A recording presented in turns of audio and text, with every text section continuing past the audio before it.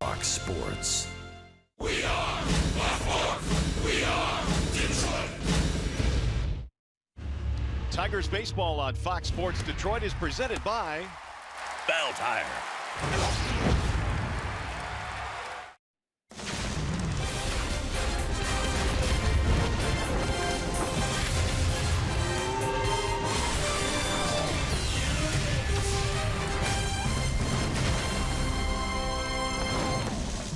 He hits everything I throw.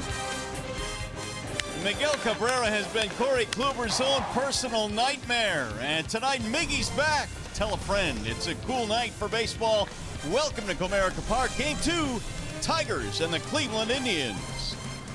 Hi again, everyone, and welcome to Tigers baseball. Mario and Pemba, Rod Allen. Glad you're with us here for Game 2 in the series. Big win last night for the ball club, but Rod, the story here tonight, Miguel Cabrera's back, and there's not a whole lot more to say other than he's back. It's a good thing because when Miggy went on the disabled list, he was 3 for 3 on that afternoon in Minnesota. And then when you add in the fact that the starter for the Cleveland Indians, Corey Kluber, he absolutely kills.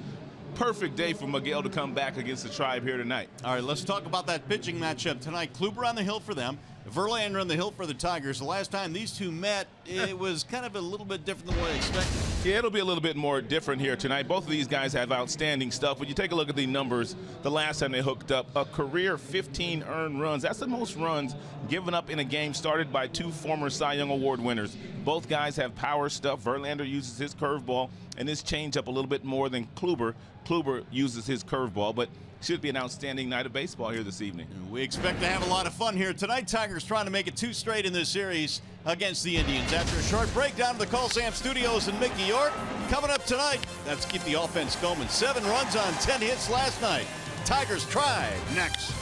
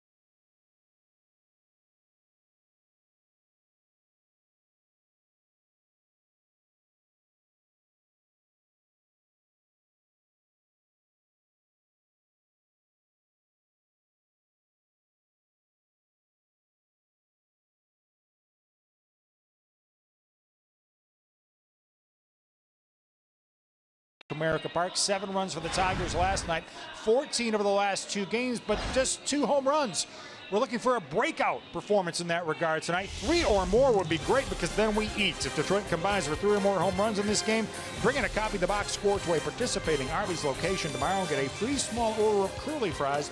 You can find a copy of the box score in your newspaper or on the Tigers page at foxsportsdetroit.com. Tigers baseball on Fox Sports Detroit is brought to you by Comerica Bank, a part of Detroit and the community since 1849. By Dodge. Visit Dodge.com or your local dealer today. And by Kroger. Justin Verlander set to deliver the first pitch next. Enjoy the ball game, everybody.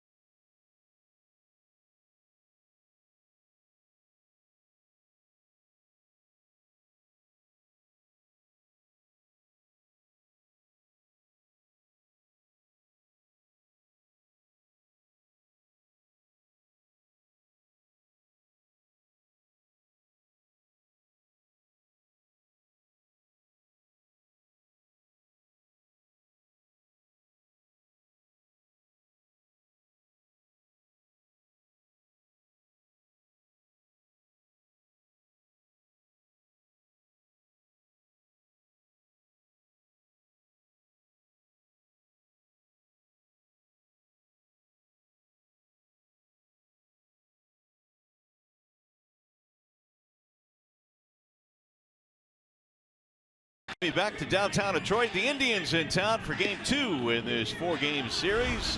It is a cool evening here at the ballpark tonight. Field conditions are presented by Ace Hardware and the Scotts Company. As you can see, 47 degrees at game time. A little bit of wind as well, so it'll be crisp to say the least here at the ballpark. Justin Verlander on the hill tonight for the Tigers. Presented by Family Heating, Cooling, and Electrical. And Justin appeared to get back on track in his last outing against the Seattle Mariners. He threw 119 pitches, did not give up an earned run in that contest. Overall this year, Verlander 1-2 with a 4.60 ERA. In the league, hitting .248 against the Tigers' ace. Here is the starting lineup he will face tonight, presented by your Metro Detroit Chevy dealers. For Cleveland this evening, Carlos Santana will lead off. He'll play first base. Lindor is at short. Brantley is in left. Encarnacion is the DH. Ramirez at third. Kipnis back in the lineup tonight, and their bottom 3 is Chisenhall, Almonte, and Yan Gomes doing the catching.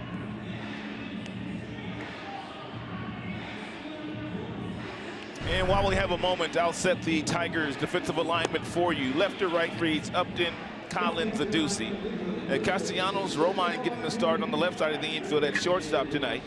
Kinsler, Miguel Cabrera back off the DL, the 10-day DL. He's at first. And Davila is the catcher. He's been swinging a hot stick lately. Tigers a 7-1 winner last night. In game 1 in the series, they have done good work against the Indians so far this year. And Santana will get things started. There's Miguel Cabrera back in the lineup for the Tigers tonight. Yeah, good to see the big fella back on the field. And Tigers already shifting on Carlos Santana, who is a dead pull hitter when he hits the ball on the ground. Santana 223, couple of home runs this year. He was 1 for 5 in the opener last night. JV ready, so are we, and here we go. The first pitch is a ball outside to Santana. And Santana homered against Verlander a couple of starts ago when Verlander gave up a career high 9 runs at Progressive Field. And he's homered against Verlander quite often, as a matter of fact, more so against Verlander than any other pitcher in the majors. He's got 8 home runs against JV. 2 balls and no strikes. Yet his average against Verlander is only 217. Been a lot of all or nothing. 16 punch outs, 8 homers. Justin trying to keep warm tonight on this chilly evening. Both pitchers will be allowed to go to their hands on the mound. Here's the 2-0. That'll float in for a strike. 2-1. Well, something to watch for with both of these guys because both Kluber and Verlander have really good breaking pitches. And we'll see if they're able to grip the ball tonight and throw good breaking pitches because it's so cold out tonight. Now the 2-1 offering. Ripped to right field and off the glove of Kinsler. Ian was playing deeply out there. He got back, but just couldn't haul it in. Yeah, he was playing that rover position, and it looked like when that ball left Santana's bat, and that Ian was going to have a chance to make the play, but it looked like he started backpedaling, and it looked like he might have lost his balance, therefore couldn't make that play.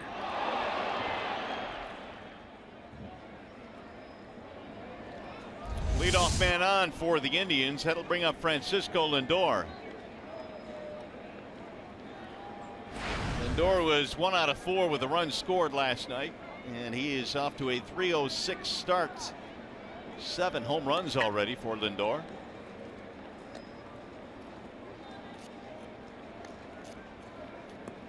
I'm assuming that's going to be a base hit, but they haven't ruled yet. It is. It's a single.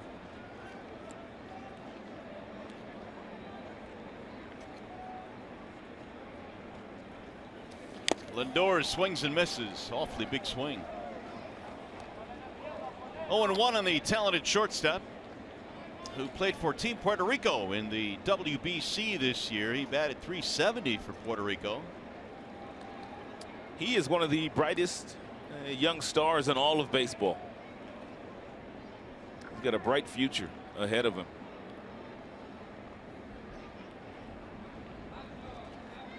Santana draws the throw. And you talked about the 7 homers that he already has this year. He hit all those home runs in the month of April. He hit only 1 homer last season in the month of April. So he continues to evolve and continues to get better. Well, he batted over 300 last year. JV missing high. 1 ball, 1 strike. 15 homers last season for Lindor, so based on his pace this year, he will eclipse that with no problem if he stays healthy.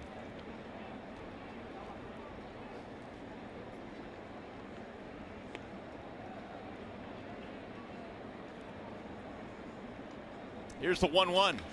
Slice toward left center field. Collins on the move. And Tyler hauls it in. Santana retreats. 1 gone.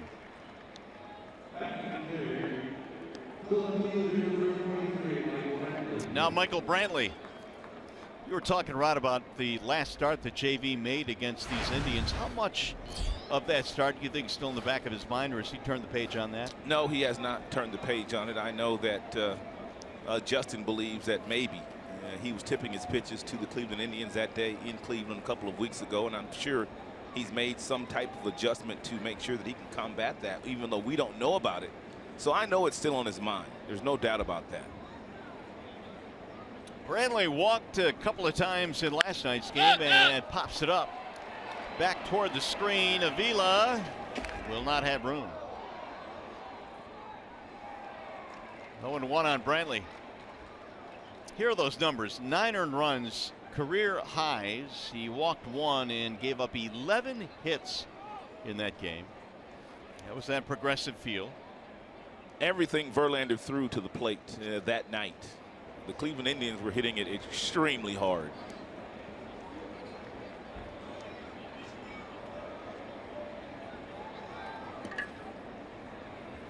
One on, one out here for Brantley. Who was on the DL all of last year, just about.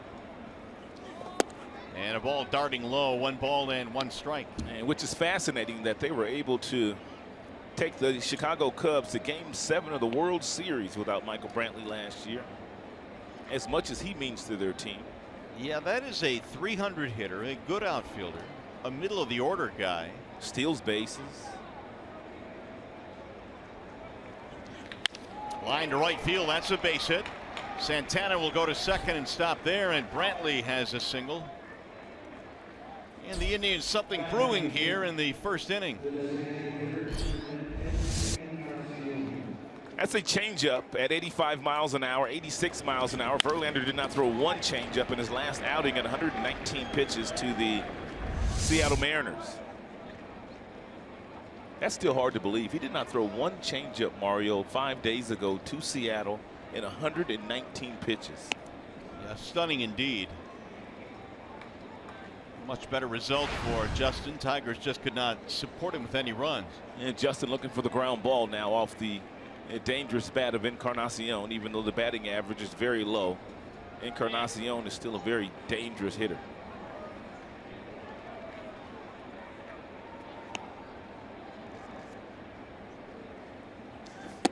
Ball 1. This is the first time that Avila has caught Verlander this year. As you get a look at Edwin's numbers against Justin in the career, Justin clearly has had the edge against Encarnacion. But Alex has caught Verlander a bunch when Alex was in his first tour of duty with the ball club. So I'm sure they will have no problem getting on the same page here tonight. Avila getting an opportunity to play much more so early on in the season than we expected based on the fact that he's been hitting extremely well. 1-0 has popped up right side of the infield for Kinsler. Infield fly rule is called, which means the batter is automatically out, and there are 2 gone. That'll leave it up to Ramirez. They did a nice job against Ramirez yesterday. He came up in a couple of different situations with runners in scoring position, and they were able to get him out. But you can see he's already off to a nice year this year in 25 games, 6 homers and 21 RBI.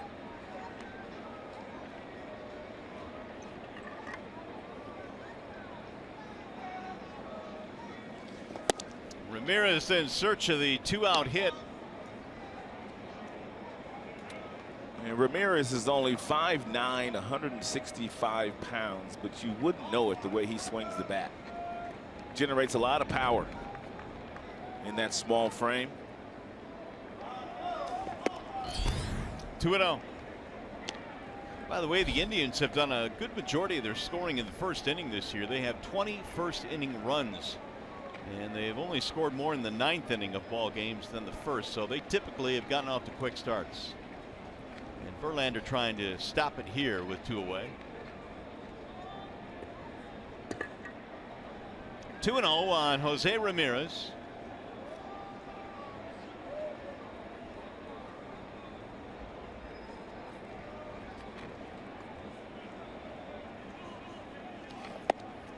Missed outside, 3-0. And it's almost like Justin pitching around Ramirez in this particular situation. He does have an open base, but you wouldn't think that Justin would pitch around it. But then again, Kipnis has only been back for, a handful of games now, and he's clearly not swinging the bat as well as Ramirez is. No, and even when he's healthy, he's not had success against JV, and he just walked him in 4 straight, so that'll load the bases.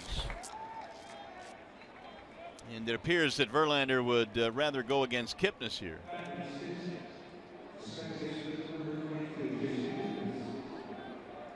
Kipnis batting only 120 against JV. He's got the bases loaded.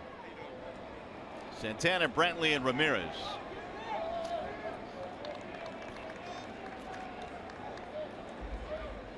There are the numbers. 6/450 career. And Verlander, for the most part, over the years, he has gotten Kipnis out with a really good changeup. And regardless of what he starts him off with, that's usually how he has finished Kipnis off. Ball one. Kipnis had some shoulder problems, which landed him on the disabled list. He missed most, if not all, of spring training for the Indians. Which means that he's playing catch up right now.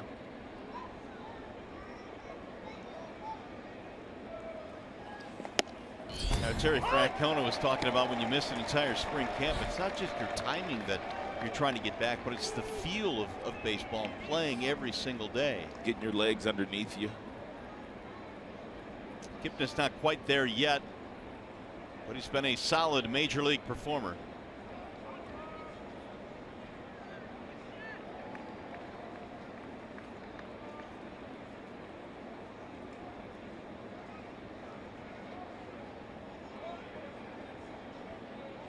Now JV steps off again.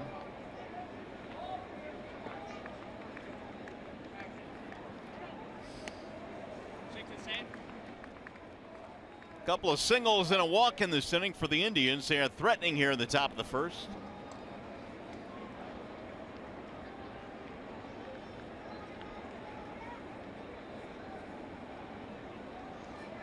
Meanwhile, JV and finally Avila's going to go out to the mound. He kept staring in and staring in. Well, they should not be having this kind of difficulty with the signs. As I told you before, Alex has caught Justin before. They've never really had an issue with signs, but I know Justin, in the back of his mind, as you asked me earlier, is he thinking about possibly tipping his pitches to this team?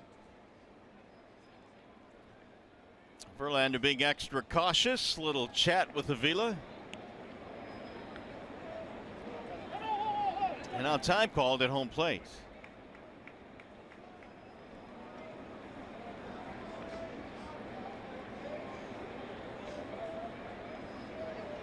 Now the 1-1. Swing and a miss. 1-2 on Kipnis. Yeah, you might as well come back with another mid-90s fastball. You can clearly see that Kipnis was a little tardy on that last one. Maybe go a little bit higher in the strike zone. It might be tough for Kipnis to lay off. Now let's see if Justin can finish him off. Here's the 1-2. Just got a piece of it. Kipnis stays alive. Kipnis last year 275, but he had 23 home runs. And that was a career high for him. So were his RBI totals. As you mentioned, he's a good solid player.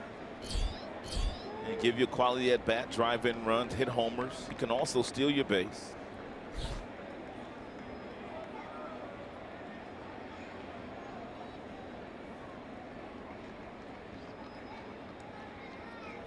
Now Kipnis again stepping out. There's also a chance, Mario, they might move Kipnis over to third base in the near future and put the young kid Ramirez at second base, because he and Lindor played so well in the absence of Kipnis at the beginning of the season. That's going to get away from Avila and score a run. A wild pitch scores Santana from third. Everybody moves up, and it's 1-0 Cleveland. And that's a gift to run in the first inning for the Cleveland Indians. Looked like a slider Justin wanted down in the strike zone, and Avila just couldn't get in front of it.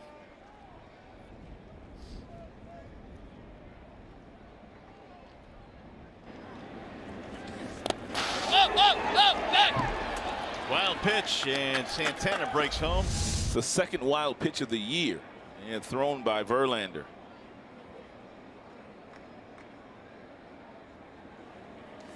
He went around, strike three. Kipnis is out of there, and the side retired. They'll get a run on the wild pitch when we go to the bottom of the first. Miguel Cabrera's back. He'll hit third for the Tigers.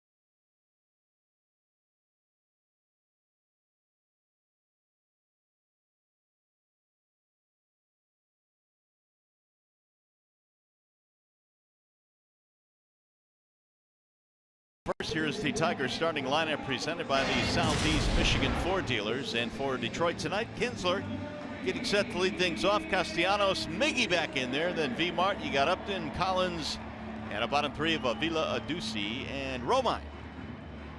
Corey Kluber is on the hill, and he is presented by MGM Grand Detroit. And Corey Kluber's got a fastball that gets up to about 95. He'll also cut the fastball. He'll sink the fastball. His slider is a wipeout slider. The batting average against that slider is under 100. So if you're the Tigers, you want to stay out of that 2-strike count tonight against Corey Kluber. Ian Kinsler picks on the first pitch and drills one to left field. That ball is up against the base of the wall. Ian is on his way to second and pulls in with a leadoff double. I was just about to say his swing path seemed a lot better last night. It was a lot better. He took a couple of walks last night. He also had a base hit the opposite way, and he jumps on the very first two-seam fastball that Corey Kluber throws up there. Corey Kluber's two-seam fastball has been getting whacked this year. I'm surprised he's still throwing it as much as he has. Castellanos back to the 2 spot in the lineup, the spot that he occupied prior to the injury to Cabrera. He's got a job to do here with nobody out and a runner on second base. Castellanos will try to hit something through the right side of the infield. Ball 1. And the first baseman well off the line here. That would be Santana. So plenty of room this way, plenty of room here for him to do his job. You don't want to get greedy here. You want to hit a ground ball through the right side of the infield. Anything else is a bonus.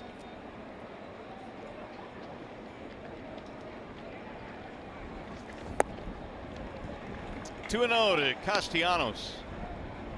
Continued his very good hitting with 2 more hits last night. Had an RBI double early in the game.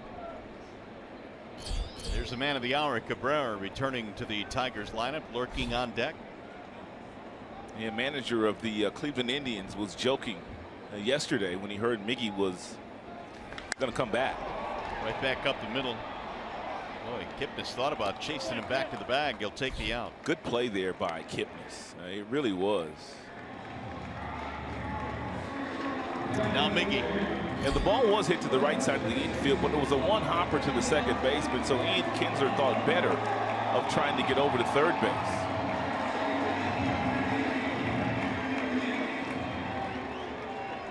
Cabrera had a 3-hit game against Minnesota and then had to be taken out of the game when he hurt his groin, and then was placed on the 10-day disabled list. So we'll see if he can pick up where he left off. Ball 1.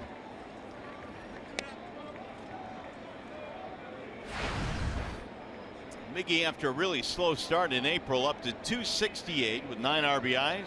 He really started to swing the bat well in Cleveland when the Tigers were there a couple of weeks ago on that long road trip.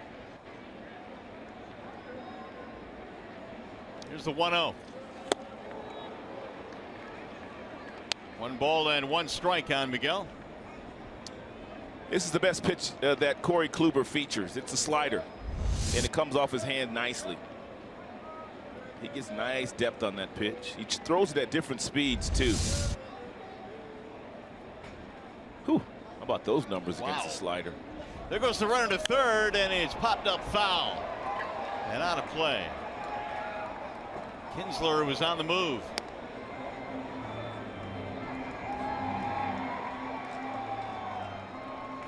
One and 2 on Cabrera. Ian Kinsler had that base stolen.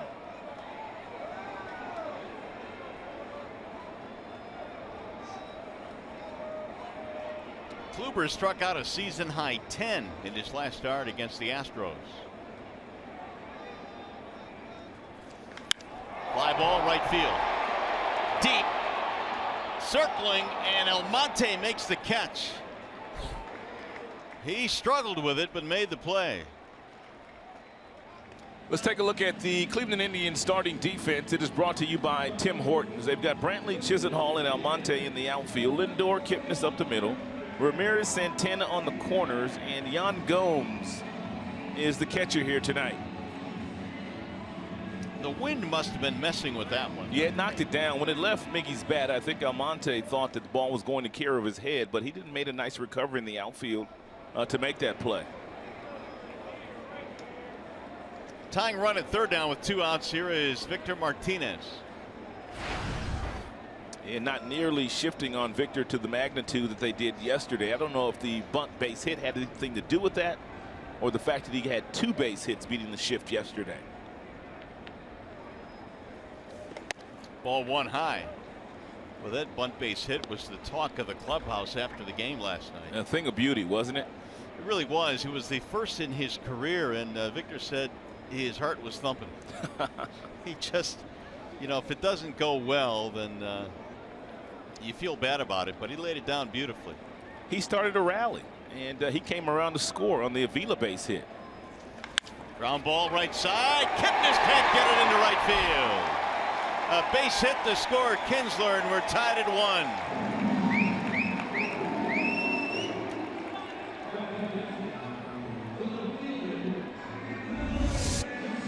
Surprisingly, had they been playing the shift on Victor like they always do, and they had somebody in the outfield, that play gets made. But they were playing a much more conventional defense, and Victor gets rewarded with a base hit past the second baseman. Yeah, that ball would have been hit right to the second baseman on the grass. Right. Had they shifted, but we'll take it. 1-1 game. Here's Justin Upton.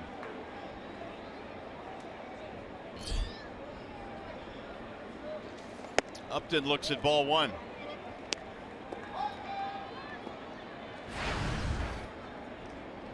Five homers this year for J-Up. Off to an outstanding start. He's driven in 15. The OPS is nearly 1,000.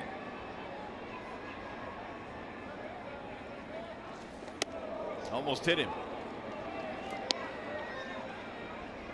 2-0. Kluber went 7, allowing 3 runs, but fanned 10 in his victory over the Astros his last time. In fact, his last 2 have been really good.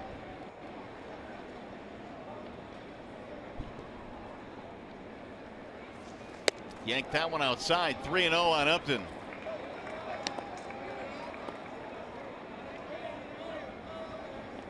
Very chilly evening here tonight. We mentioned the game time temp was 47.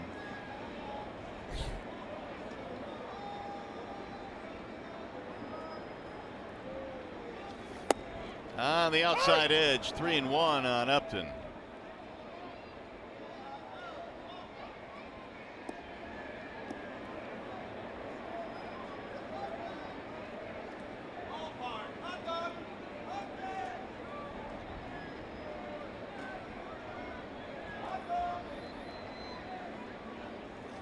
Swing and a miss.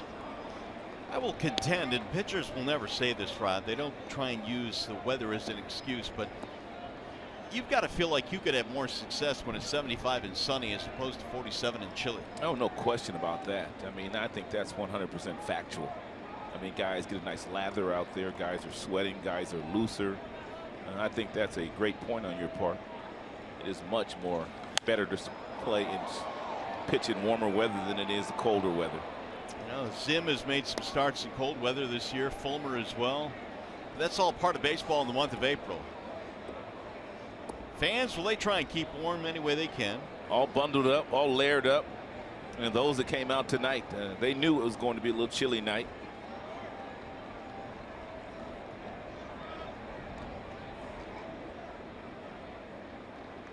Runner goes again on 3-2, and he got him strike 3. A bender on the outside corner. Upton didn't like it. Tigers tied up though on the Martinez hit.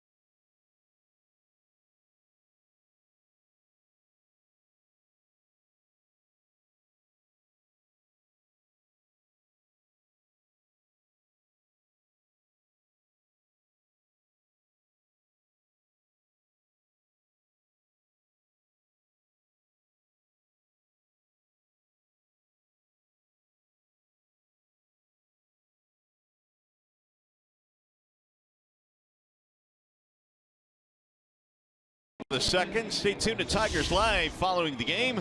We will select the Fox Sports Detroit Tigers player of the game, presented by McDonald's. Stop by for your breakfast favorites, now being served all day. Each team with a run. The Tigers got theirs on an RBI hit by Victor Martinez. Wild pitch scored the Indians run. Lonnie Chisenhall leads it off. It'll be 7-8-9 here in the second for the try.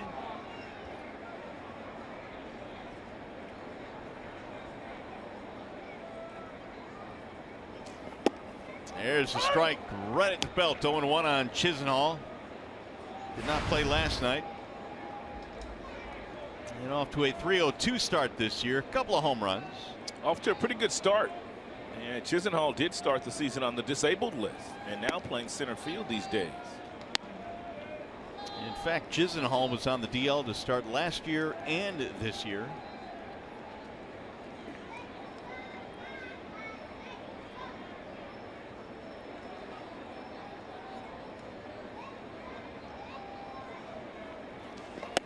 Ball high, 2-1. Lonnie, in some ways, a bit of a late bloomer as well. Was a first-round pick of the Indians back in 08. Really, until last year, didn't, I think, fully put it together. Had a good year in 14, but then kind of regressed a bit. Had a nice year last year.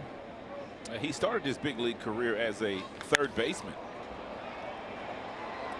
Headed back toward the seats out of play. And then he moved to right field, and now he's playing center field. And the last time these guys hooked up a couple of weeks ago, he got a 94-mile-per-hour fastball from Justin Verlander on the inner third and drove it out of the ballpark. That was his first homer of the season. Actually, that was his second homer of the season because he did a grand slam the night before, didn't he? He did. That's correct. As a pinch hitter. Yeah, he did. Now JV with the 2-2. Swing and a miss. Got him at the top of the strike zone. One gone. Hey, Menards brings you the big money encounter. Justin Verlander, Corey Kluber. In the April 15th matchup, the most combined earned runs by former Cy Young winners in a head-to-head competition. 15. And not only are they former Cy Young Award winners, they finished respectively second and third in the Cy Young Award voting last year. Last year, yeah. Well, two guys each had an off day on the same day. Here's Almonte.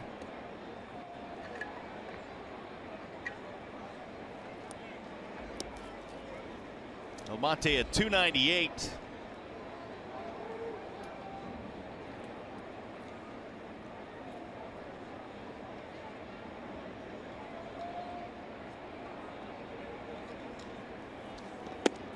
Ball one, curls outside. Talked about Verlander's last start against Seattle. He lost 2-1, a night in which the Tigers failed to score him a whole lot of runs, and it's kind of been a theme every now and then for JV. The 1-0 pitch, a little high, 2-0 on Almonte. Always seems to be one on every team, and that doesn't get the run support that they would like to have, and it's usually one of your better pitchers on the team. I don't think hitters do it subconsciously, but a lot of times they feel like Verlander's not going to give up much, and so guys just don't, for whatever reason, score a lot of runs. It's not like they're not trying, but they just don't. Yeah, you know, I never thought of that aspect of how they feel. Well, you know, tonight the other guys aren't going to score too many. It's like Boston. They don't score any runs for Chris Sale at all. You can see the ball strike breakdown not good early on here for Justin. There's a strike. 3-1 the count. Verlander starting his 12th season in a Tigers uniform, and his career began against these Indians back in 05. First big league start in Cleveland. And I think it was a very quick lesson that Justin learned. He even admitted you can't come up to the big leagues and just pump fastballs by guys. Yeah, he was able to do that in the minor leagues, but when he had that one spot start, and I believe it was on the 4th of July. It was. In 2005, when Verlander made that start, he quickly went back to the minor leagues and realized he was going to need his changeup and his curveball if he was going to have a long career, because that fastball, they can hit that in the big leagues. Swing and a miss. Almonte is out of there. 2 gone. And Verlander doing something in this game that he did not do a couple of weeks ago against the Tribe. He did not go upstairs with regularity. That fastball upstairs in the mid-90s has been the pitch that has been the best pitch for Verlander the last couple of years. 96 at El Monte's letters. Verlander touched 99 miles an hour in his last outing against Seattle. It's been a while since we've seen Justin get up to that velocity. Now Yan Gomes, JV, has struck out 3 in a row.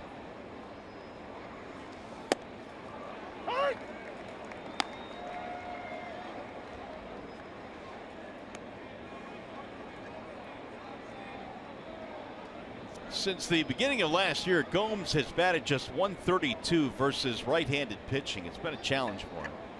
And he's got another challenge here tonight. That'll miss high. 1 ball, 1 strike.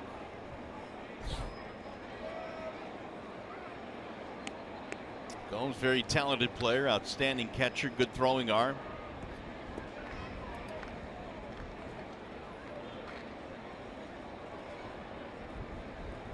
Now the 1-1.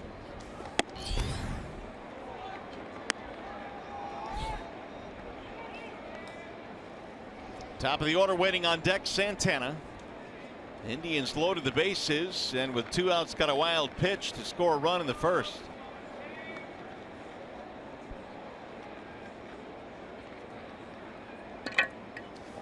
Swing and a miss.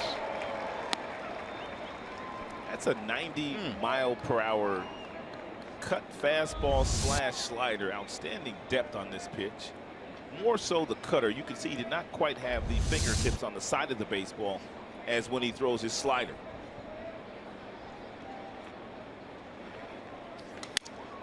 Popped him up. Shallow center field, Kinsler. That'll be a 1-2-3 inning for Justin Verlander. We'll go to the bottom of the second.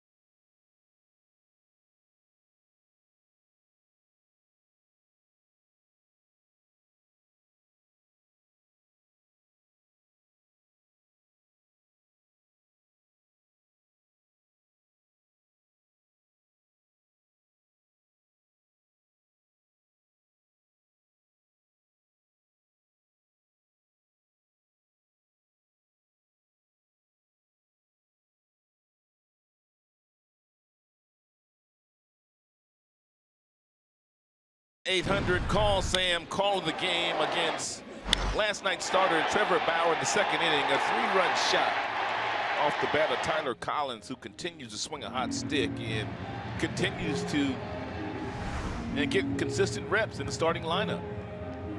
You think Brad had any thought of leaving him in the 2-hole because of all the success he had there? I'm thinking he probably had some thought into doing it. It really breaks up a couple of the right-handers. Obviously, he's left-handed. You can put him in between Miguel and also Ian Kinsler. There's a strike on Tyler. So I'm sure it crossed his mind. There is something about that Castellanos, Cabrera, Martinez trio, though, that really looks good at the top of that lineup, along with Kinsler. And now 0-2 on Collins. Tyler, though, in his last 6 games, 10 for 21. Big night last night, as you just saw in the home run that he hit. And Kluber just missed outside, pretty close.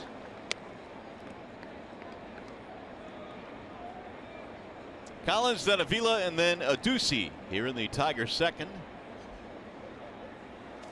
Swing and a miss, man. That was a nasty pitch. Second strikeout for Kluber. And when Corey gets that slide piece going like he's gotten it going a couple of times today, and very tough to hit. We told you, you want to stay away from the 2-strike count with Kluber, because that's the pitch more than likely you're going to get. Here is Avila with 1 out.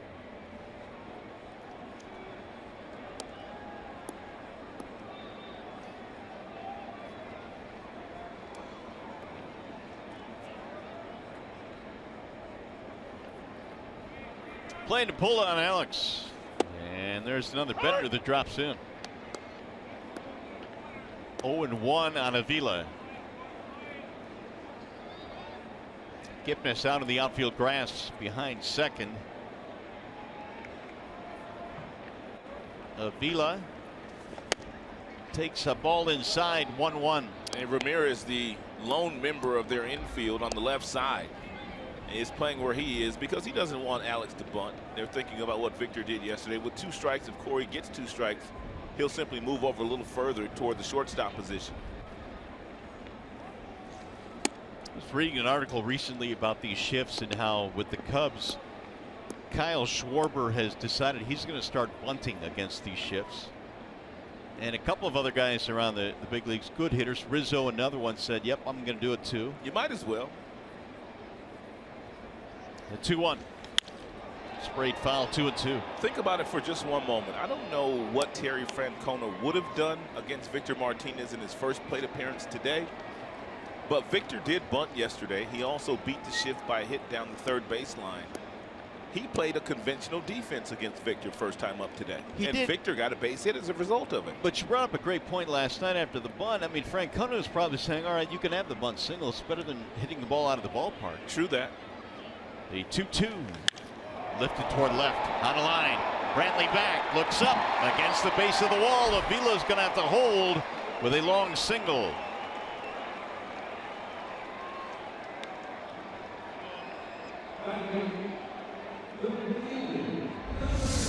Avila came in hitting only a buckets of change against Kluber, but the way he's swinging the bat right now, it doesn't matter who's on the mound. Take a look at the leverage in the hip rotation through the swing. That's a 2-2 pitch, whistled off the gate to left. He hit it so hard, he could only get a single. Hits by direction. Well, that says it all right there. Well, he's using the entire field, and that's why the batting average of Avila is way up. Jim Adduci, the right fielder, stands in. We've been talking about how Adduci and Hicks have been providing tremendous offensive support with the Tigers' injuries. Hicks was sent out today to make room for Miguel. The 0-1. Slapped out of play, 0-2. But Brad and the coaching staff will not forget the contribution that John Hicks made in the 10 days that he was here while Miguel was on the disabled list. And when they need somebody to come back up, John Hicks will get another opportunity. Got to have depth because of attrition of the schedule in Major League Baseball. Guys always going down with injuries. The 0-2 little chopper to the right side, charging Kipnis. Avila will get to second base, barely had to skip out of the way of that ground ball. 2 gone. Hey, Pepsi 10-game flex plans are on sale now for as little as $175. Get tickets for 2 games of your choice each month of the regular season. Call 313-471-BALL today or visit Tigers.com.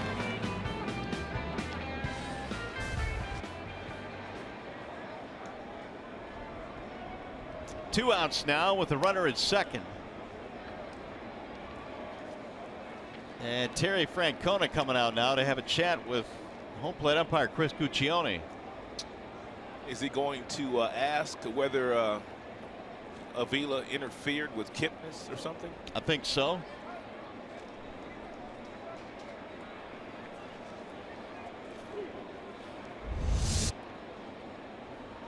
Clearly, Avila onto the baseline there. No question about that. To avoid that ground ball.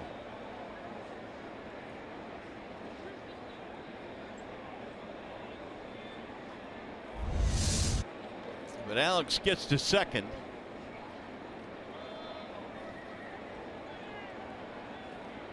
Here is Romine now with 2 outs. Slice to left center, base hit. Avila rounding third, he's going to score. Romine going to second, here's the throw, and he's in there. RBI double for Andrew Romine, and the Tigers lead 2-1. Another 2-out hit. Brad was asked a question before the game about Iglesias, and he said, was this just a day off for Iglesias? He says, no, it's a night on for Andrew Romine. Romine gets a real nice 2-seam fastball away from him and puts a really nice swing on that ball, thrown at 91. Stayed with it and found the gap in left center field.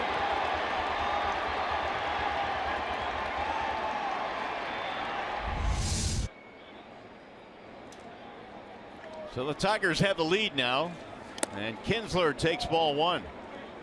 Tigers already have 4 hits against Kluber. Corey Kluber is an outstanding pitcher. Case in point, he's won 1 Cy Young. He finished 3rd, I believe, last year to Verlander and Porcello. But yet the Tigers have about 5 or 6 guys that are hitting over 300 against him, and a couple of guys over 400 against Kluber. It really is odd with all the success that Justin Verlander has had against the league and Kluber has had against the league. Yeah. Against these opponents here, these other 2 teams, they just have not been able to get it done consistently. They see each other a lot. Yeah. That I'm sure has something to do with it. Here's the 1-1. 1-2.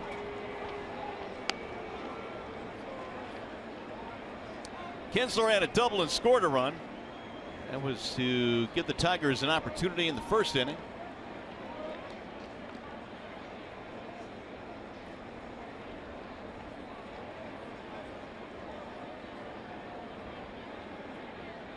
And a bluff to second. Romine back in there. I'm thinking, Rod, I wonder if Kipnis went after Avila if they would have called him out of the baseline. They may have. You know, instead he went to first base, so Avila went to second and then scored on the hit. So the Tigers might have gotten a break there by Kipnis not going after Avila.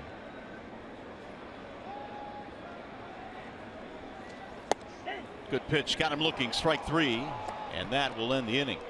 Tigers take the lead, RBI double by Andrew Romine. 2-1 score. When we come back, we'll talk with Stan Van Gundy, head coach of the Pistons, is here.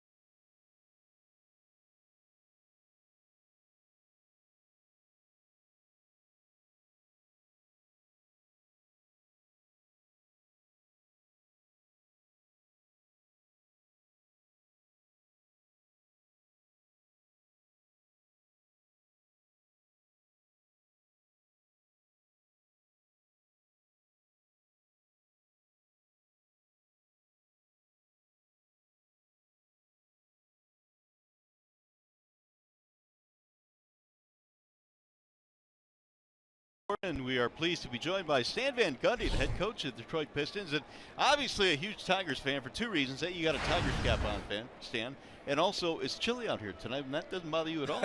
No, not at all. Actually, tonight I've got a suite. Our pro scouts are in town. We're doing our meetings, getting ready for free agency, so I brought the whole group down. We've got 20 people out here tonight. Well, we wanted to talk to you about Tobias Harris and the Community Assist Award. I know he's up for that. I believe there are 8 finalists for that award. Talk about Tobias and what he has meant to the community here in Detroit and, of course, the organization.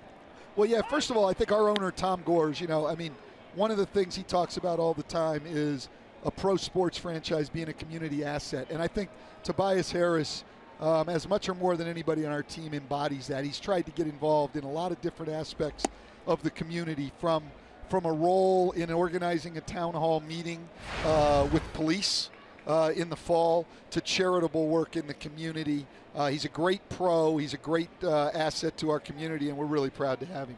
You know, Coach, you talked about the fact that you have some of your scouts already in town, and you guys are starting to talk about what you might do next year. I guess you guys get a chance to do a little bit more than the other teams that are in the playoffs right now. You guys get a head start, don't you? Yeah, that's not very good, is it? That's good. Yeah, that's I want a later start on this from now on. But, yeah, we are trying to get a jump, and you just really can't take a lot of time off on this business. And we know the draft work will be coming up soon when the in May, so we want to sort of get ahead on the pro scouting, the international guys and everything. So we have 3 days of meetings right here. This is the middle day, so we give them a little break and get them out here to the ballpark.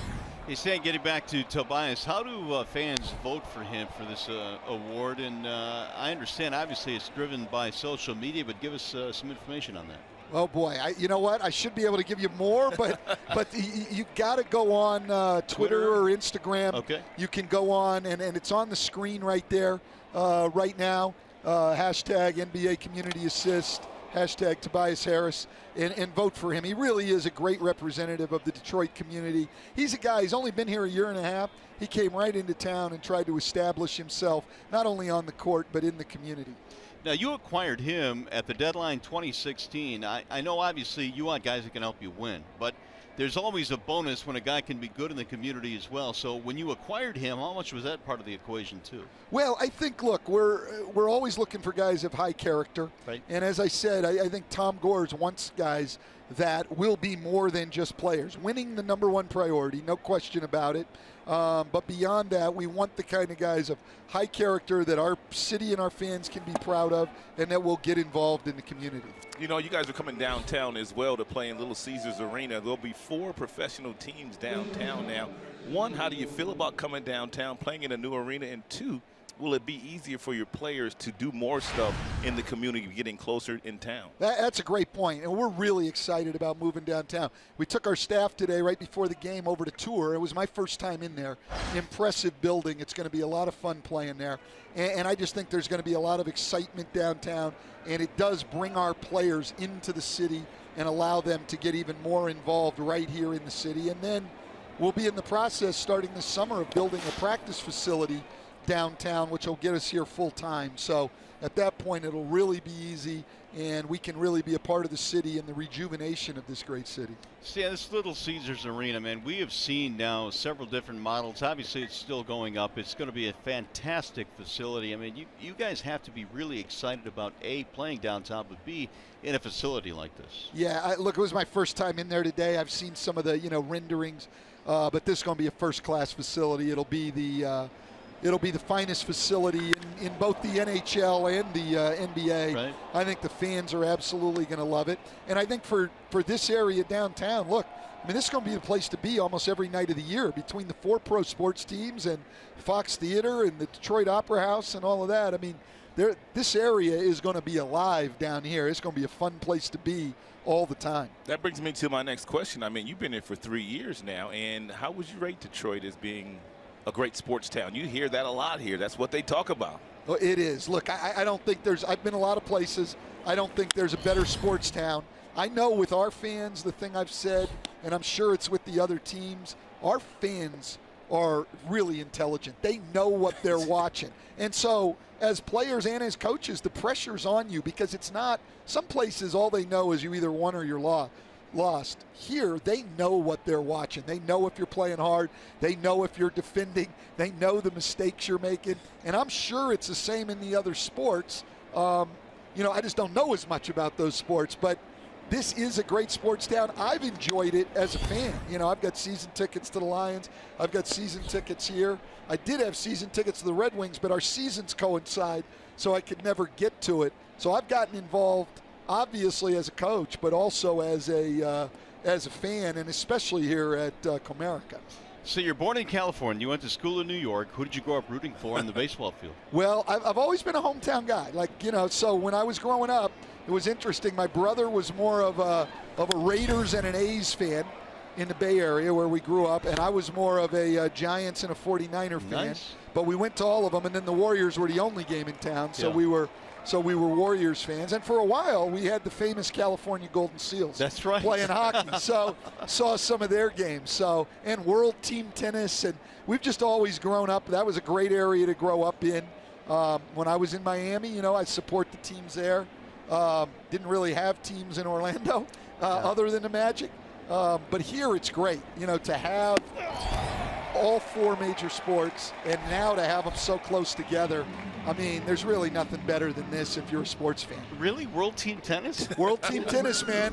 Anything. Saw Chris Everett play world team tennis. Nice. Yeah, in the Oakland Coliseum. So, I've had some great sports experiences.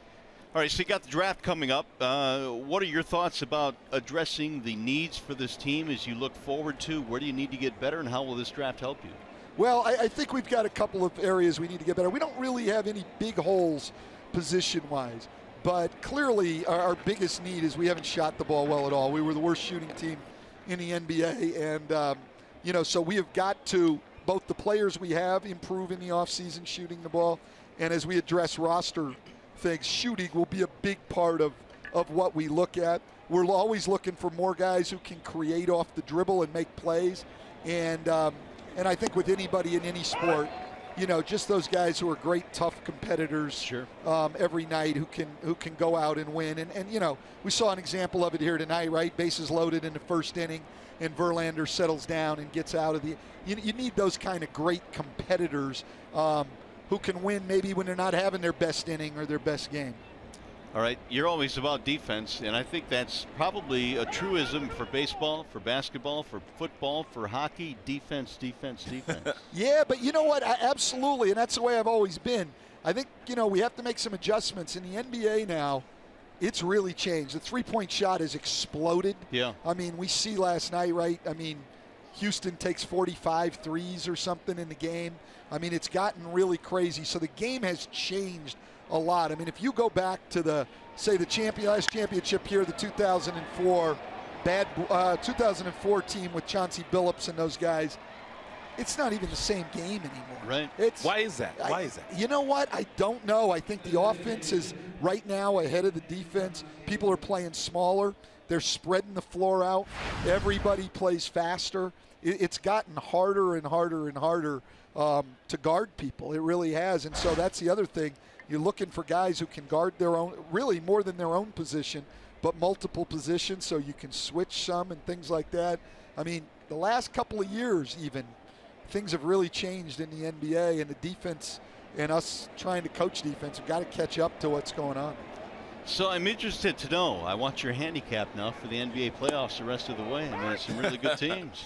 Yeah, I mean, to me, right, I mean, until you knock people off, I think you've still got to favor them. So, I don't think it'll be any, real surprise. I'd still look at Golden State and Cleveland. Though Boston's the number one seed, and they have played extremely well, I think at full strength, you've got to look at Cleveland and Golden State. Do you get a chance to go out and watch the player that potentially you guys will draft in the first round, or do you just get a chance to watch him on video and you allow the scouts to do that part of the work? Yeah, their season's over by the time we're done, so I really don't get a chance to see him live. Now, we'll get them into a workout, so at least you'll get a chance to see him, but mainly what I'll do is see him on video. Stan, it's a pleasure. We appreciate your visit, and good luck in the draft. Good luck next year. Yeah, thank you very much. Alrighty. I appreciate it. Thank you. Stan Van Gundy. Don't forget, you can vote for Tobias Harris for the Community Assist Award, and here's how.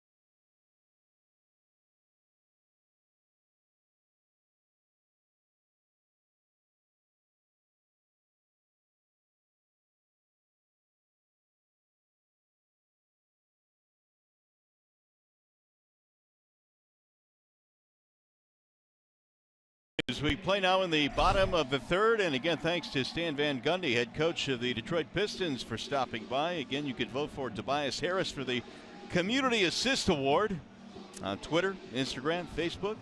Get out and vote Tobias. Meanwhile, the Tigers trying to add to their lead now as we go to the bottom of the third. It'll be Castellanos to lead it off. Nick, and then Cabrera, and then Victor Martinez. Corey Kluber back to work. There's a drive to center field, a base hit off the end of the bat, and Nicholas is aboard.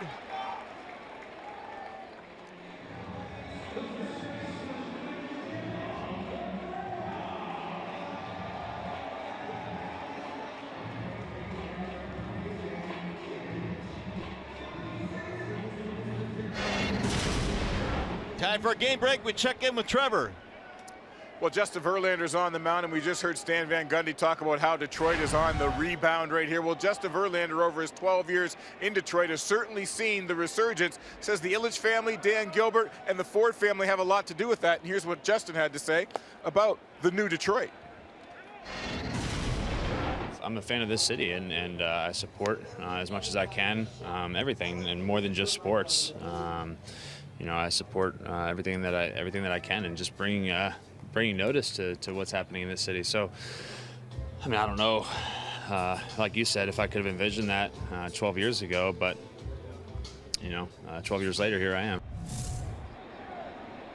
And certainly, I don't think anybody could have envisioned where this city would be 12 years ago at this point, and still, District Detroit getting ready to blossom, Rod. It's going to be something else. It's going to be special. I mean, all the neighborhoods, all the condominiums, all the apartments, all the restaurants, in downtown Detroit, the 4 professional teams. It's going to be the place to be. There's no doubt about that.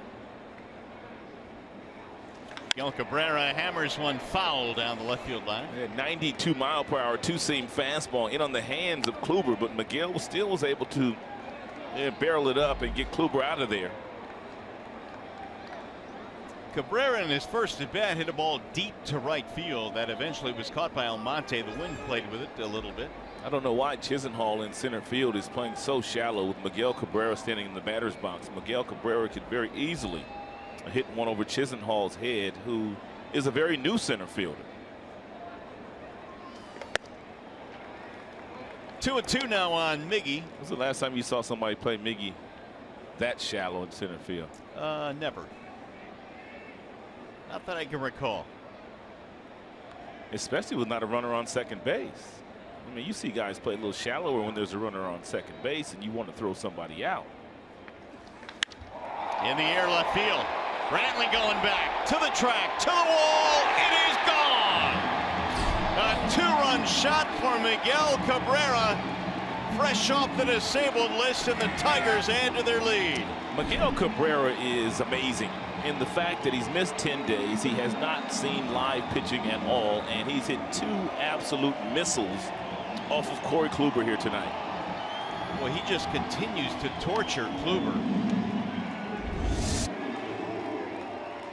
He tried to go back inside with a fastball at 94, but look at Miguel pull his hands inside in front of his body. I mean, that's freaky kind of stuff right there.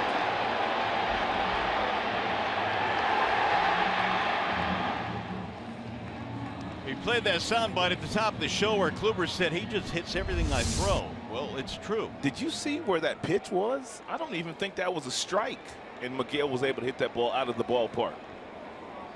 His 6th home run career against Kluber, and a .442 average now against the Cleveland Ace. 4-1 Tigers. Knocked back to the mound, and Kluber will handle it. Victor is out.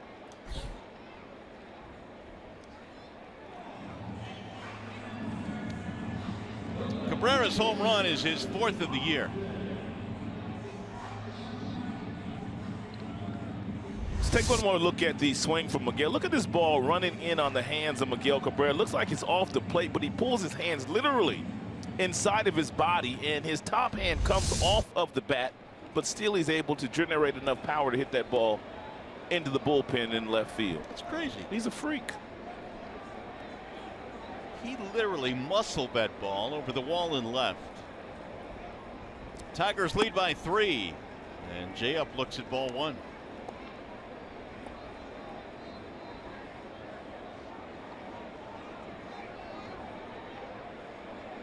Cabrera now with 11 RBIs on the year. Swing and a miss. 1 ball and 1 strike on Upton.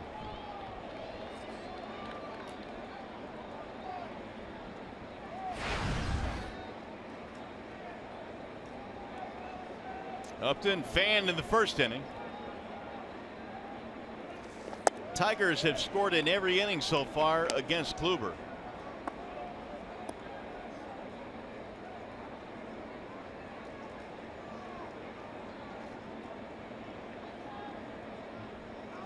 He's still huffing and puffing. It's cold down there too. Yeah, Miggy trying to stay warm. Adrenaline going. The Tigers have some heaters in the dugout, as do the Cleveland Indians, but hard to stay warm on a cold night like tonight. There you go. Unfortunately, you can't take those out on the field with you. No. Miggy's not feeling that cold right now, though.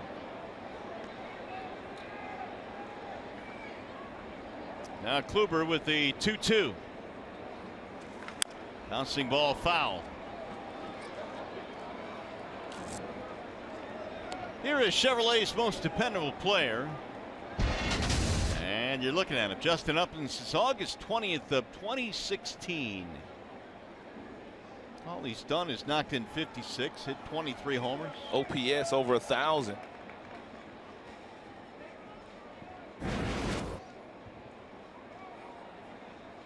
Again, the 2-2 outside, 3 balls, 2 strikes.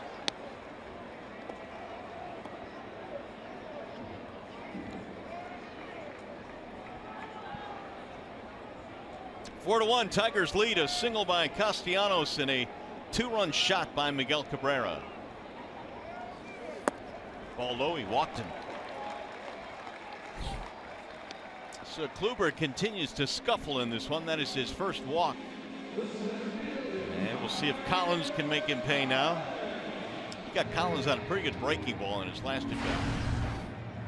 Well, if you go up against Kluber, one of the things that you want to do on the first couple of pitches, if he throws you something straight, if he throws you a fastball, you want to swing at it, because that slider is a lethal pitch for him. It's one of the best sliders for a right-hander in the game. And the numbers, they bear that out. Little chopper foul at home plate. Tyler, man, he was mobbed at his locker before the game today. He's been on such a hot streak. There's a little bit more media in town with the Indians in town. Miggy coming back. So there are a lot of reporters in the clubhouse tonight, and they were all wanting to talk to Tyler. He's had a really good stretch here. His batting average is up to 300. He's homered a couple of times. He's driven in 8 in limited playing time. No balls, 1 strike.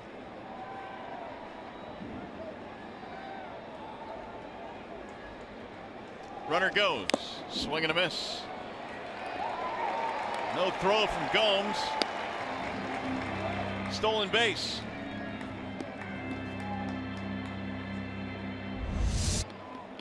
Pretty good jump here by Justin Upton. You can tell it's a straight steal. He does not look in to see what kind of activity is happening at home plate. That's his 3rd steal of the year. Now a single here by Collins could plate a run. Here's the 0-2. Swing and a miss. 4 strikeouts for Kluber. 2 gone here in the Tigers' 3rd. That'll bring up Avila.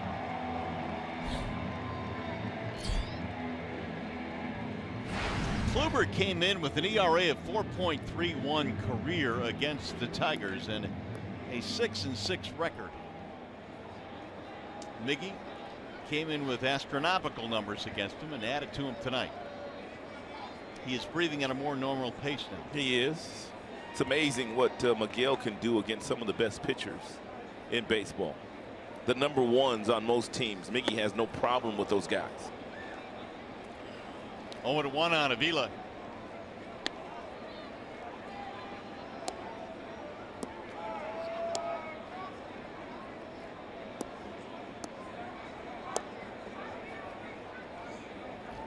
Tigers fell behind 1-0, and they've scored 1 in the first, 1 in the second, and 2 in the third.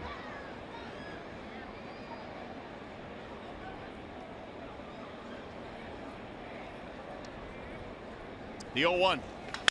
Right back up the middle. Into center field, base hit. That'll score another run. And Avila continues to get it done. His second hit in the ball game. 5-1 Tigers.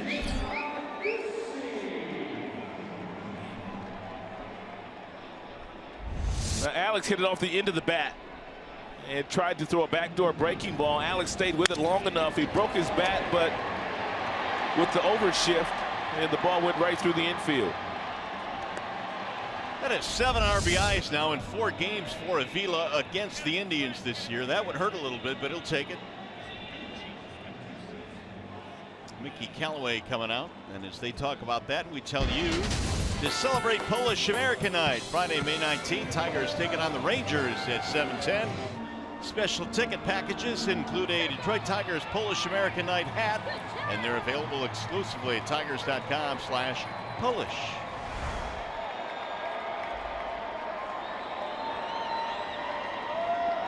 Now a Ducey.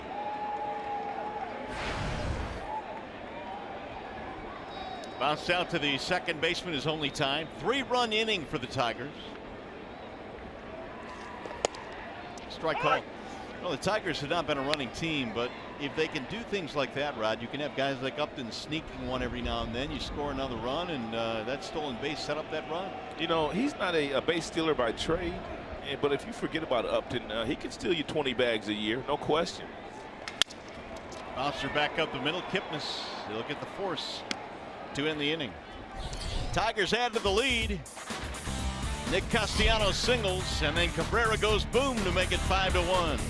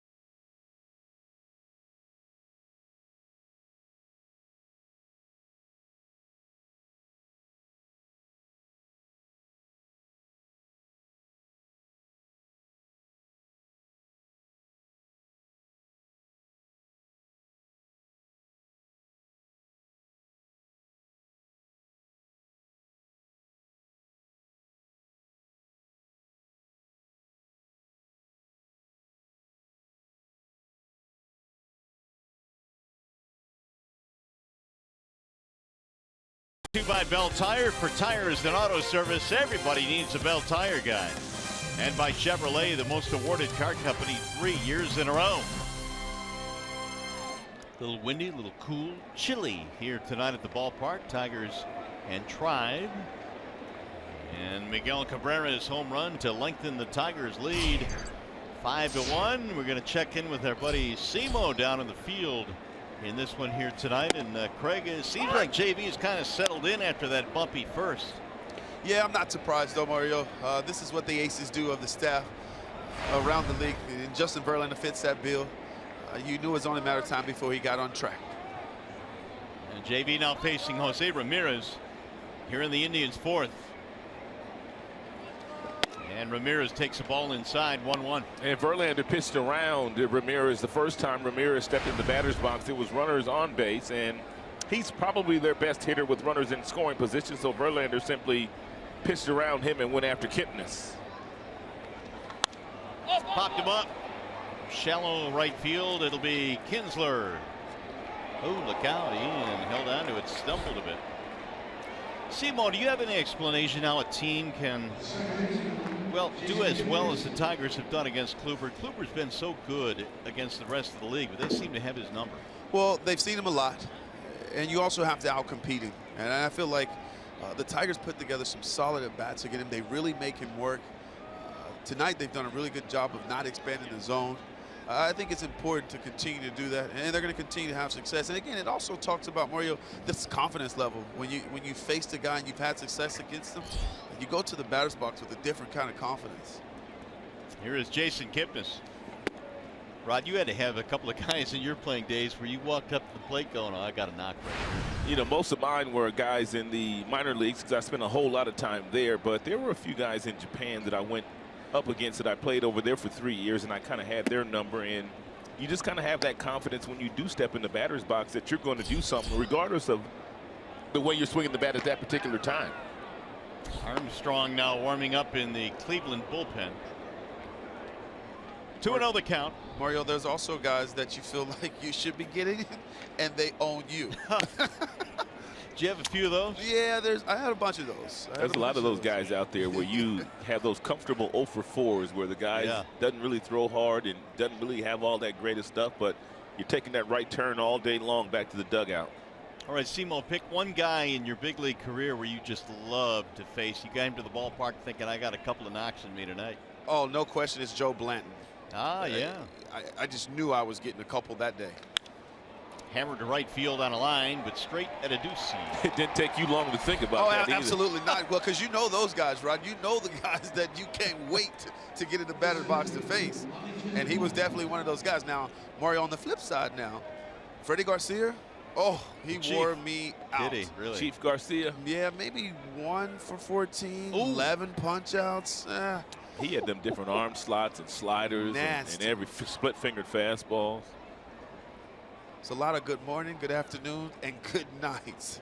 You got to think about laying down a bunt every now and then against those guys, don't you? Right, I should have. I guess I wasn't smart enough to do that. Chisenhall, the batter here with 2 outs. Tigers 5 runs, 7 hits. Indians a run on 2 hits.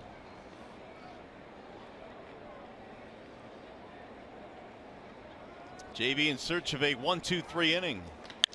Fly ball, center field. Collins on the move. He'll get there. And the inning is over. It's a 1-2-3-4 for Verlander.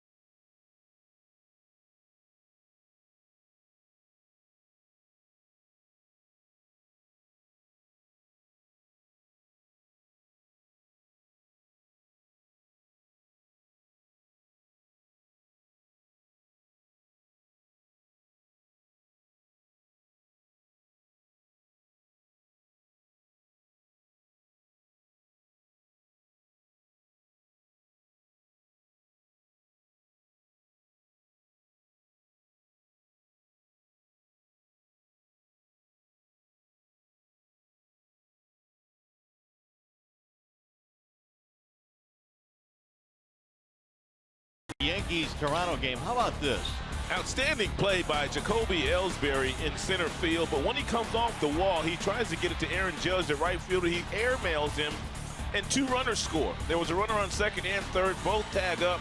Both come home to score. A 2-run sac fly. You don't see that every day. 2014, the last time we saw it in the big leagues. Will Myers, wall side windows, pitching change. It'll be Sean Armstrong to check in. And short night for Corey Kluber here tonight. Only 3 frames pitched against the Tigers. Armstrong, he's been in 4 games. He's logged 5 in the 3rd innings, and he's given up 5 earned runs. Simo, I'm sure you've never been a part of a 2-run sac fly in your career, have you? No, you rarely see that. I've never seen that before. Odd play, but the Blue Jays got 2. Romine will lead things off here against Armstrong. Austin Jackson was placed on the disabled list before the game today, and Armstrong coming up, and he'll deliver a strike.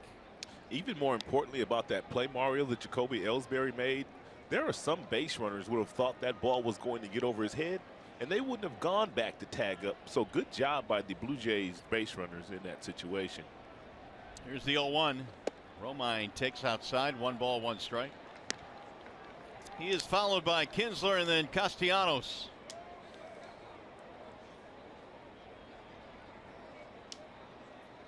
Tigers knocked Kluber out of the game after 3 innings tonight. Foul back. I think, guys, it's really important, and I think the Tigers kind of felt this way coming into the season, that they reestablish a little bit of dominance against the Indians. They did so in Cleveland, and now off to a good start in this series. Well, the Tigers knew that the Indians were not that much better than them, not to the tune of beating them 14 of 18 meetings, which they did last year, and I think they took it personal. And coming to the ballpark in Progressive Field a couple of weeks ago, they took that series, and they felt good about it. Right, I'd have been a little disappointed if they didn't take it personal, because nothing about watching those games were fun. And I love the way the Tigers are playing baseball against Cleveland in 2017. Little dart low, 2-2. As good as Cleveland was last year, had the Tigers been able to beat them just a couple of more times. And we're talking about the Tigers getting into the postseason last year. Yeah, they didn't even really necessarily have to go 500 against the Indians. I think the final total was the Tigers were 2.5 out of a playoff spot, so a few more wins and would have made a difference. Here's the 2-2. Lifted foul back out of play. You know, you see these players all bundled up, and I wonder how much more difficult it is, and you guys can speak to this, to concentrate when you've got temperatures that are this chilly. I'm going to be perfectly honest with you. When I played in games that were this cold, I'm going to be honest. I mean, it wasn't so much results of what I did that particular day. I just wanted to get off that field. I wanted to play the game and get off the field. I'm being perfectly honest. And it's definitely not fun standing in left field for minutes on minutes, especially when the pitcher's not throwing strikes. And, Rod, let's be clear. In that batter's box, I mean, your whole goal is to barrel the ball up, because if it gets in on your hands, you may not feel it, Mario, for 2 innings. I can imagine. 3-2 the count stays on Romine. Well, Simo, you're down there in the camera well tonight on a chilly evening. What's your secret to staying warm down there? Well, guys, I went to the store today and picked up a few items. You did? That was going to allow me to be warm. And so I am very comfortable down here in the camera well tonight. Anything you want to share, knowing this is a family show? Absolutely not.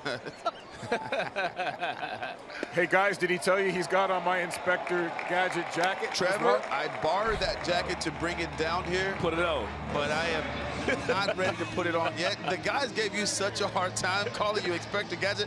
What did I tell you when you gave me the jacket? I said, see, I don't know about this. The boys are going to ride me about being an Inspector Gadget. The warmest one in the park is the smartest one in the park, if you're asking me. Man. That was funny. Inspector Gadget, that got me. Well, here is Kinsler now after a leadoff walk to Romine. I love how much fun, guys, we're having this year. I mean, this is fun, and it's early. We got a long season. We do, and we expect this team will play pretty good baseball. You know, they really weathered the storm without Miguel Cabrera, and Brad kind of talked about that before the game today. Yes, there is room for improvement. Yes, he wants his staff to cut down on the walks and to play better defensively, but They've been hanging around and no one's been running away and having fun doing it. Kinsler is 1 for 2 with a double. Right back up the middle on one hop. Kipnis to Lindor, and in time, a double play. Really, that was a slow developing double play, but somehow Kipnis and Lindor able to turn it over and get a speedy runner. And Ian Kinsler not buying. He's not leaving, is he? Nope, and the Tigers have 30 seconds to decide if they want to challenge, and they have decided they want to challenge.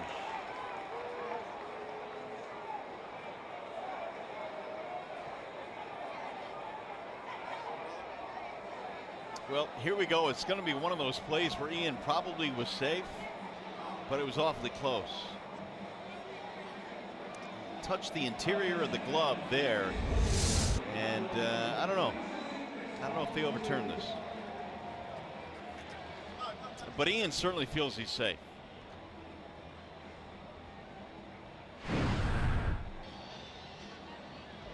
Call on the field is out at first base.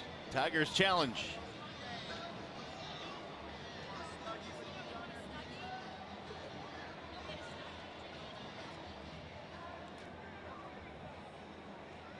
Ball wasn't really hit all that hard. Pretty good turn down there at second by Lindor. I'm surprised Lindor was able to get on as much on his throw as he was throwing flat-footed and off balance. Agreed.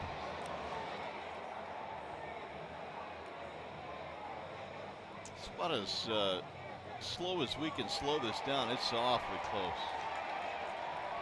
Again, it appeared that he barely beat the throw, but will it be enough?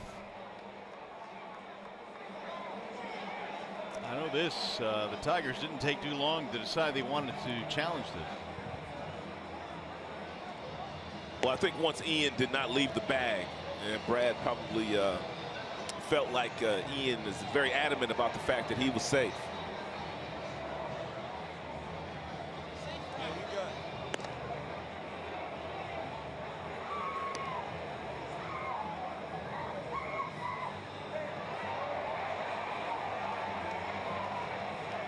And again, Major League Baseball trying to get these challenges to within 2 minutes. That's the guideline. Yeah, Ian thinking to himself, what's taking so long? He's safe. I don't think there's any doubt he's safe, but is there enough to overturn this? And it's taking a while for them to decide, so it's not clear cut in terms of what New York is seeing. All right, here we go. Attaboy, safe. Tigers win that challenge. Call overturned.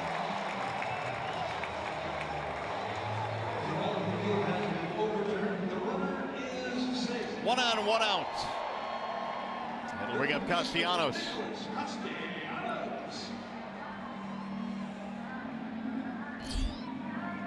Nick started the third with a single, then Cabrera homered him in.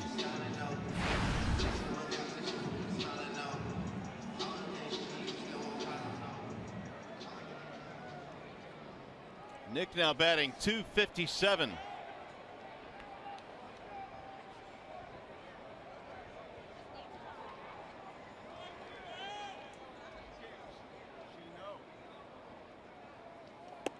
Ball inside, 1-0. Armstrong's got a fastball that will top out at about 95 miles an hour. His average heater is right around 93. He'll also cut the fastball, and he'll throw you a curveball. He's got 3 pitches.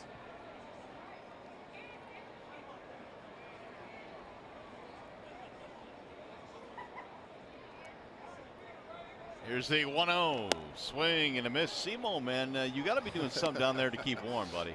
You know, guys. I thought you said it wasn't cold. I was fine down here, but these lovely fans behind me said, Simo, you look great, but your head, that ball head of yours, might need something on to cover it up to keep it warm. And so these lovely people down here gave me this beautiful Detroit Tiger orange hat. And they told me I'm wearing it well. So I'm enjoying myself down here, and I'm being taken care of, Rod. Well, that's what it's all about. That's the what it's fine all folks about. down there, the people that sit behind you down there, they will take care of you now. They're great Tiger fans. They do. We have caring fans. We do. They care about my bald head, Mario. Don't they think that's special? No, I mean, I feel good. I feel special down here. They did not say your bald head. Oh, they did. 1-2 on Nick. Did they give you that blanket too? They did. They did. They wanted to make sure that I was well taken care of down here, fellas. They turn around and tell them, say, when I was down there a couple days ago, they didn't give me no blanket. Well, Rod wanted me to let you guys know when he was down here a couple days ago, you guys didn't give him a blanket. You didn't give him a hat. Well, Rod, the truth just came out, Rod. They said that you said it didn't match. Sounds just like you, Rod Allen. Oh, is that beautiful? Oh, my goodness. Oh, that is awesome. If there is one guy that would rather freeze than match, it's Rod Allen. Guys, that's funny. I don't care who terrible. you are. That's funny. Classic. Oh. It didn't match. 1-2, Castellanos. Oh, runner goes. Huge jump. Oh, my goodness. He had to swing at it. Foul back out of play. Tigers in a running mood here tonight.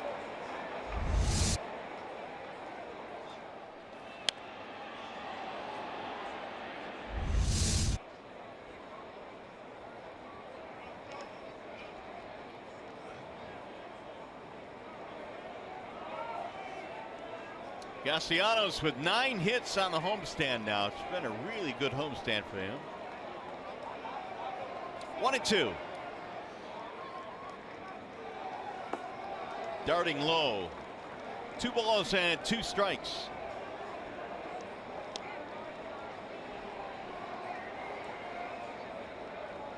Kluber going just 3 innings, the second shortest start for Kluber against the Tigers. He went 2 1/3 in a start against the Tigers in 2014.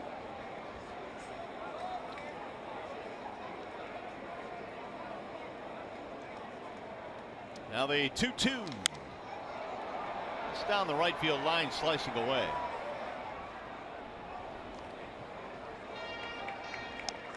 Yeah, it's starting to rain now here at the ballpark. I did not know there was any rain in the forecast. Seymour, you better get out of there. Not yet, not yet. I'm going to try to stick it out, tough it out down here. The same way I'm seeing these Tiger hitters, guys. I want to make a point here that the Tigers hitter with 2 strikes, man, this year they've been so much better in those situations. They're fouling off pitches. They work the count to get themselves in good hitters count to get some good pitches to hit. I've been impressed with them thus far this season. Fouled away. That's one of the things that Lloyd McClendon preached on the very first day of spring training. As a matter of fact, Lloyd was talking about that when the players came to Tigers Fest in January. He wanted them to cut down with 2 strikes and have a better approach. And apparently you're seeing that, Simo. Yeah, and it's just been impressive. I thought last year the guys would chase pitches out of the strike zone way too frequently. But to see them now this year, give Lloyd McClendon a lot of credit. Really done a good job with getting these guys to trust themselves with 2 strikes, let the ball travel. Got him, strike 3, and Castellanos caught looking. That'll bring up Cabrera. In the 3rd inning, Miguel Cabrera hit his 6th home run in his career against Corey Kluber, and the pitch that he hit wasn't even a strike at 94 miles an hour. He pulled his hands in front of his body and somehow kept that ball fair. Right, Mario, that's just not fair. Did you see that pitch? It's just not fair. That ball's probably 3-4 inches inside, and he still gets to it, and he hits a home run to left field. He's just a special hitter.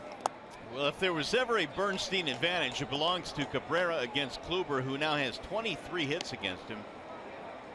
And 6 homers, 12 RBIs. The beat goes on for Miggy. Not a lot of guys, Mario and Rod, that can say that they beat up on a former Cy Young Award winner.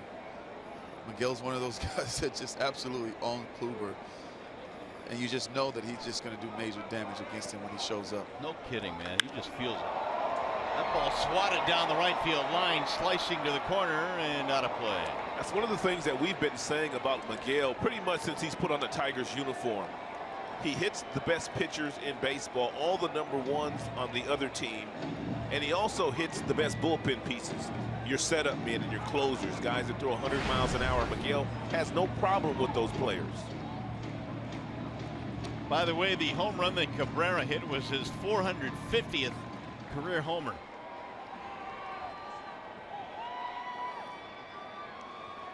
One ball and one strike. And when you think about it, Mario, Cabrera has never played in a home run friendly ballpark. Nope. When he played in Florida, that was a graveyard down there. Pro Player Stadium was what it was called in those days. And now coming here to Comerica Park, it's hard to hit balls out of here. And he's got 450 homers. We were just in Brad's office the other day talking about how many home runs have probably been lost in this ballpark. And Brad said really the one guy that I think has been robbed the most is Cabrera. Oh, yes. 1-2.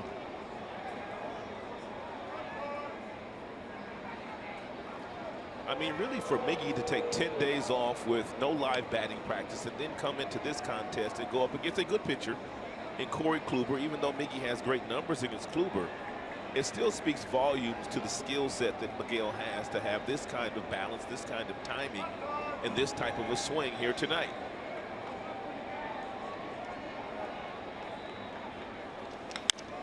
On the ground, the shortstop Lindor. And Cabrera is out. That'll end the inning. No runs, a walk, one man left.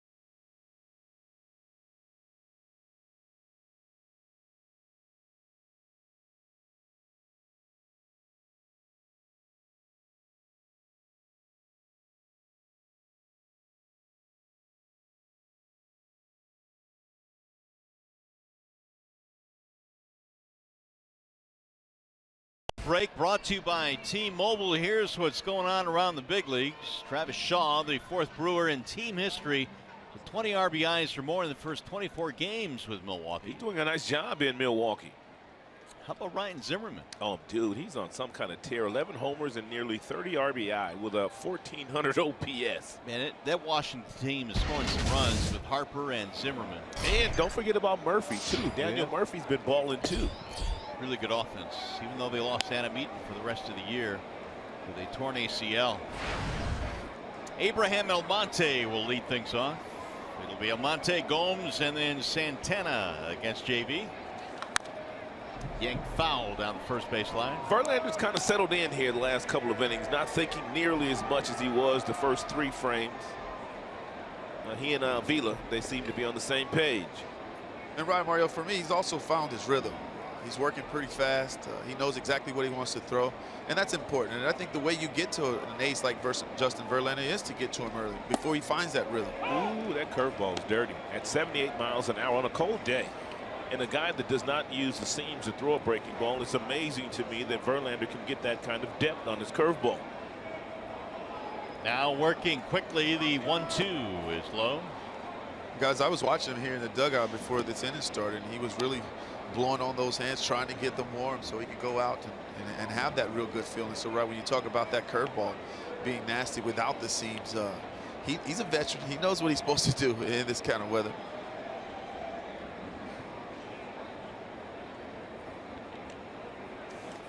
Monte Almonte caught looking, strike 3. A couple of back-to-back breaking balls, and he came back with a 94-mile-per-hour fastball that Almonte could not get the bat off his shoulders on.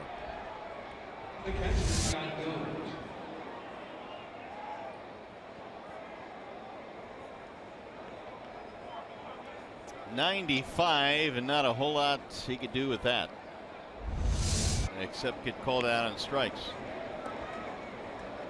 Here is Yan Gomes. Verlander 5 strikeouts.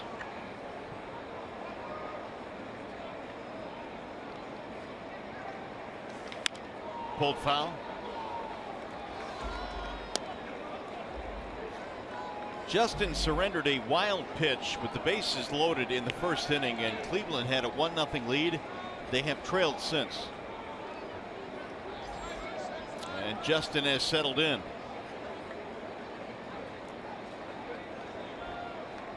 Here's the 0-1.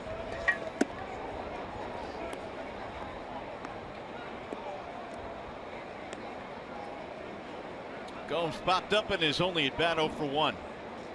And Verlander about 60% with his fastball usage.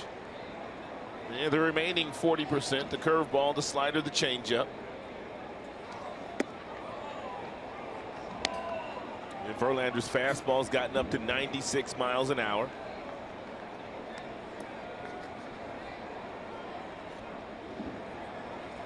This is Justin's 50th career start against the Indians. He's faced them more than any other team.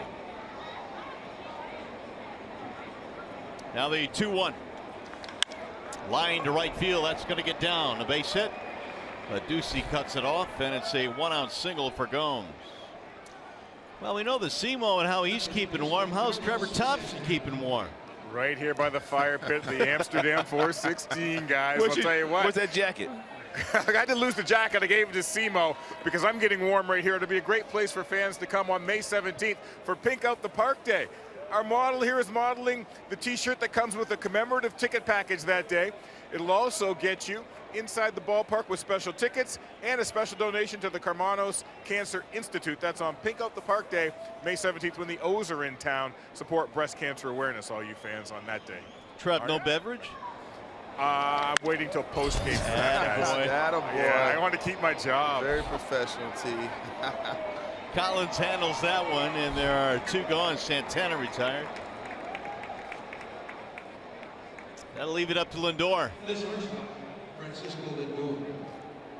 Lindor 0 for 2, fly out and a strikeout. Simo, I was watching the pregame show today, and you were talking about some of the young shortstops in baseball. You had a list of Lindor. You had Seager on that list. Carlos Correa. Carlos Correa as well. Yes, sir. A lot of good players, a lot of good shortstops in baseball these days, young shortstops. Listen to Simo trill those R's. Nicely done. 2 outs for Lindor. Simo can speak a little Spanglish. That's exactly what it is, Rod. It is Spanglish. You can too, Rod. I've heard you. Yeah, a little bit. Habla a little bit. You learn it over there when you play in Dominican and in Mexico and in Puerto Rico. You got to survive. Yeah, you do. Trying to order food over there could be tough if you don't know a little bit of Spanglish. Lindor. Fly out, strikeout. That's something that Verlander does more so than any pitcher in baseball. He will keep guys close at first base. Has not given up many steals this year because he throws over so frequently. Even guys that aren't base stealers.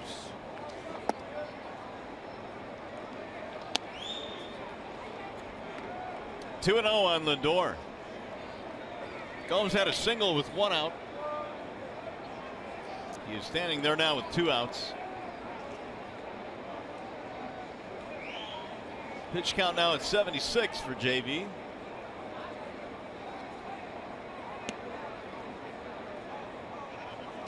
A little bit outside. 3-0 now for Lindor. You got Brantley waiting on deck, so the middle lineup is lurking. 5-1. Tigers had the lead. And that light rain is falling here. It's more of a mist than a rain. I'm not even sure it's reaching the ground.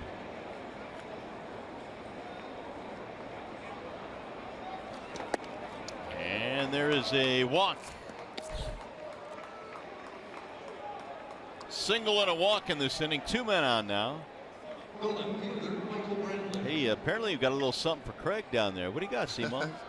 It looks like I told you they're taking great care of me. I got a little hot chocolate here, trying to keep me warm.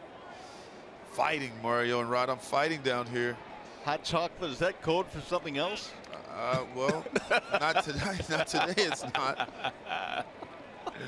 As Trev said, that's a post-game, after post-game show affair. I got you.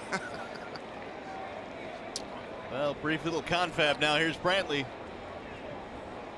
This Cleveland offense can strike fairly quickly, so JV wants to cut this off right here. Yeah, and for the most part, they've kind of kept Brantley quiet. They've also kept the Ramirez kid quiet, and they want to continue to keep those left-handed bats quiet in the series.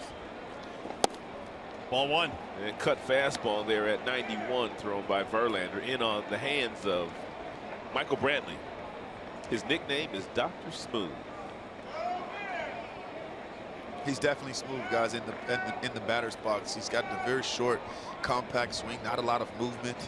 Allows you to see the baseball extremely well, make good decisions. Dr. Smooth, isn't that what they called you back in the day on the dance floor, Rod? No, not at all. Not at all. Not me. Maybe Simo. No. I don't have any moves. I'm a two-stepper. Attaboy. Take a look at Brantley's head and how the head never moves. Even when he tracks the ball from home plate, from Verlander's hand, his head stays in the same position. And that's why he hits so well. His head won't move from that position. Now Verlander has gone 3-0. You see guys lunge with their body, their heads move. You see guys with all sorts of different movements in the batter's box that cause them premature movement, but not Michael Brantley. Did you play against his dad at all, Mickey? I played with Mickey in Seattle. Oh, in Seattle, that's right. Are there any differences or similarities? His dad's swing was a lot more violent. His dad batted right-handed. His dad had more power. Michael has that swing that looks like he's been in a big league clubhouse his entire life. You know what I mean? Yep, he has. Encarnacion is waiting on deck. JV trying to wiggle out of a jam here with 2 outs in the 5th.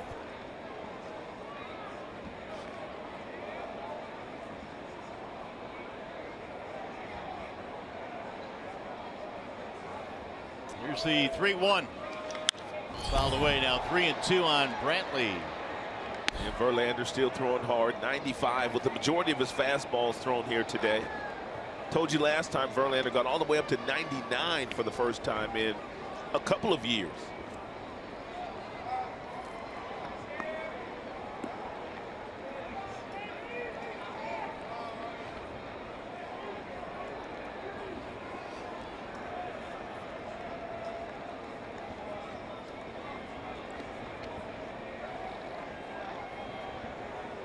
Now the 3-2, runners going, and it's fouled back. Big swing there by Brantley, stays alive. Only 3 hits allowed by Verlander in this game. That is it. 2 singles in the 1st inning. And a base hit by Gomes here in the 5th.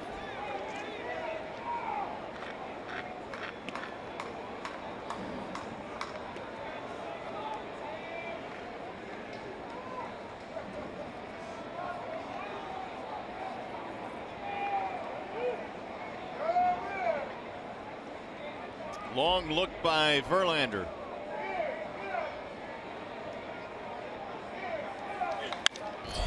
In the air, shallow left center field. Collins coming over, and crisis averted. No runs. Hit a walk to left. Tigers baseball presented by Bell Tire.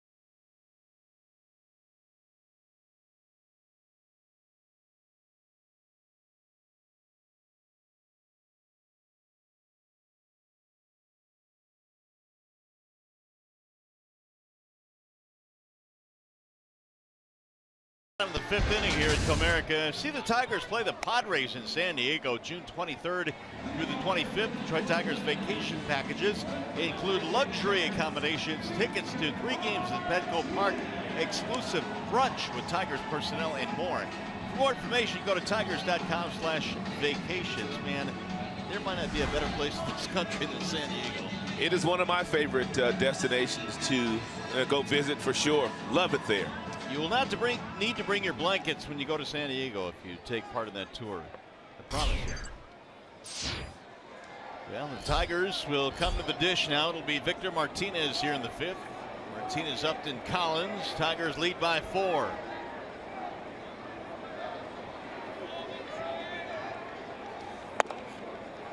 Ball 1 to Victor. Now tonight's one of those nights where you'd like to be the designated hitter, because once you hit, you can go inside and warm up. You can ride a bike, stay loose. No doubt. Got those cages underneath if you want to swing. Here's the 1-0 pitch. Ay, ay, ay, ay, ay, ay. That is going to hurt. And Martinez trying to jog it off. Hit by the pitch. I don't think I've ever seen Victor move that fast. No. Stopwatch on it. That couldn't have felt good, guys. Oh, not tonight, man. Not on the puppies. Not tonight. Not tonight.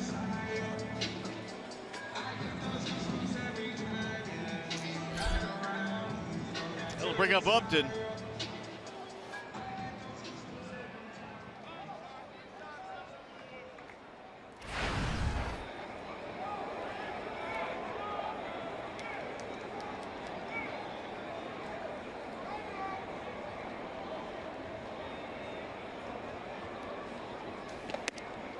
Ball 1 to Jay Up. Walk, steal, run scored. His stolen base led to a 2-out run. A single by Avila knocked him in. That was in the 3rd.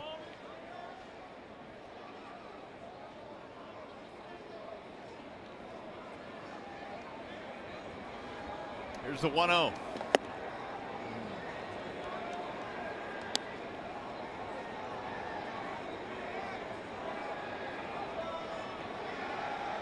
Tigers this year are 9-6 within the division. They've got the best record among Central Division teams against the Central.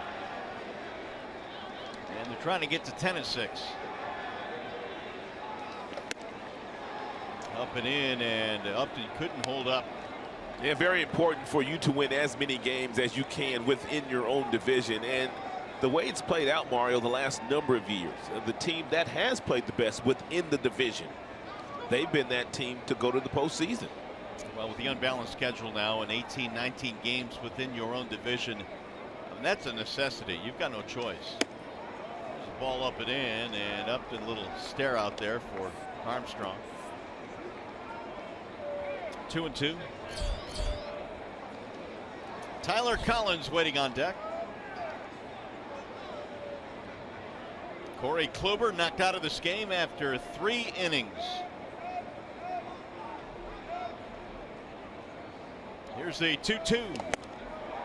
And down goes Upton. 1 out. That'll bring up Collins. Hey, Simo, Rod and I were talking a little bit earlier about whether or not Brad, do you think, considered leaving Collins in the 2-hole because he had been so hot and performed so well, but he went right back with Nick. Well, I think when you're locked in, as Tyler Collins is right now, it really, Mario, doesn't matter where you hit. You have to take the same approach. You're going to get the same pitches. You just can't miss them.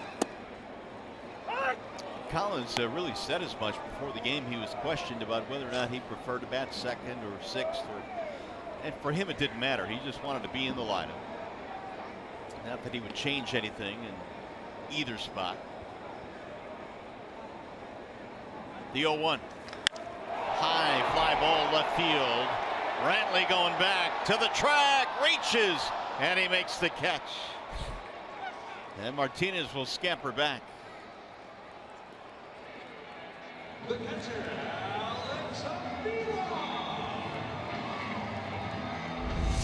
It's a nice play by Brantley in left field. He's an underrated defender. And once he gets to the warning track, he knows how many steps he has before he runs into that chain link fence out there.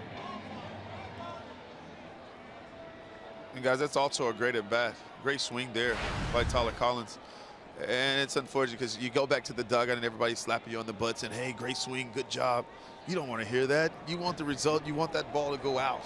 And unfortunately it did. But if you're the player, you have to be confident. You have to be excited that you continue to take good swings. It allows you to be confident as you continue to go in the batter's box. So I thought that was a really good swing there by Tyler Collins.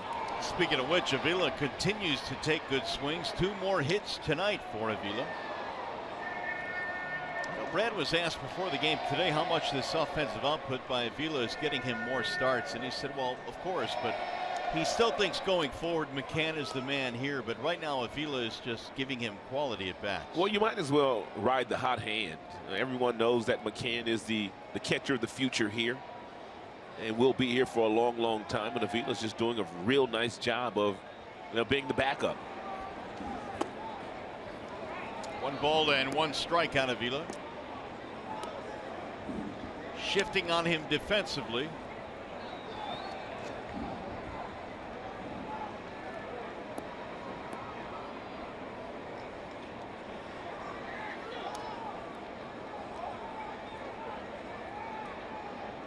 Avila now 12 RBIs.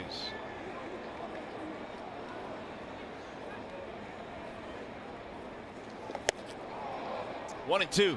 Armstrong's got a pretty good arm, and we told you he's got 3 pitches. He's got the fastball that will top out at about 95, average heater about 92. He'll also cut the fastball and throw you a curveball. Born in New Bern, North Carolina, and lives in Greenville. He's been up with the big club each of the last 2 years.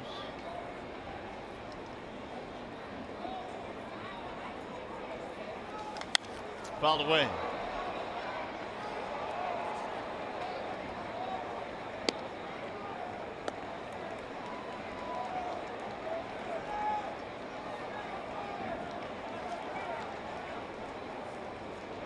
Seymour, does it look like Chisenhall is playing shallow in center field to you, or is that just me?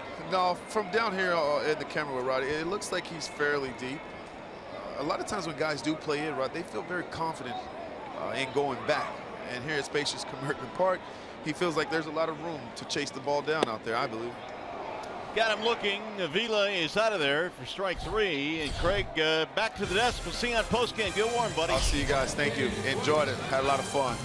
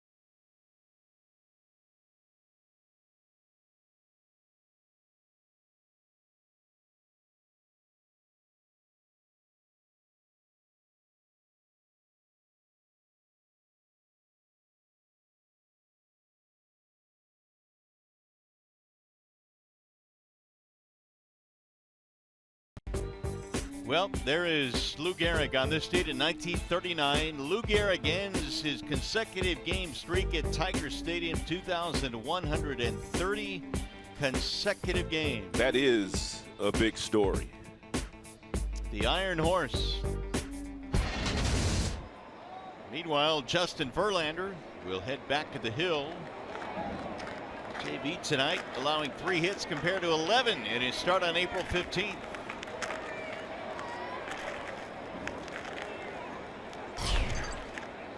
Encarnacion leads it off.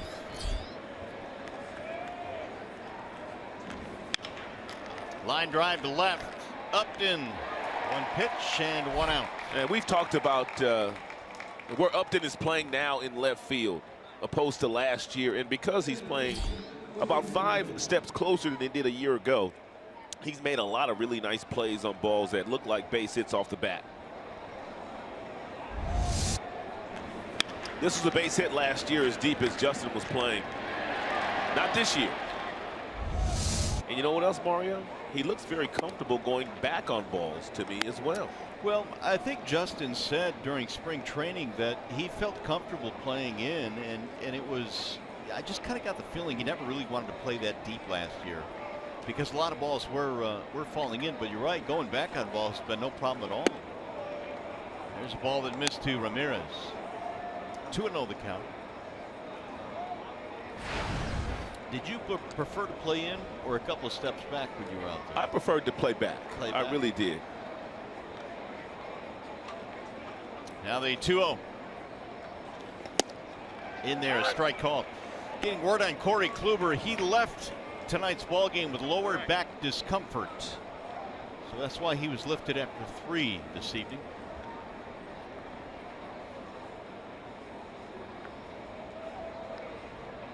Ramirez, a walk and a pop-up, and he'll look at a ball outside. 3-1 now. Here's what impresses me about the Ramirez kid, Mario. Since the beginning of last year, the batting average over 300, but look at the RISP numbers. 6th in the AL. Look at that bottom note with 2 outs. 333. So this guy's a tough out. But the Tigers have pitched him really tough in the first 2 games of the series. There's something about getting it done in the clutch. And that's what Ramirez did all season long last year. And you talk about Lindor and Ramirez, and I know you guys have highlighted, you and Simo have highlighted these 2, but still, one is 23, one is 24. Yeah, they're right there. And Ramirez was signed to an extension. They're working on Lindor, it appears.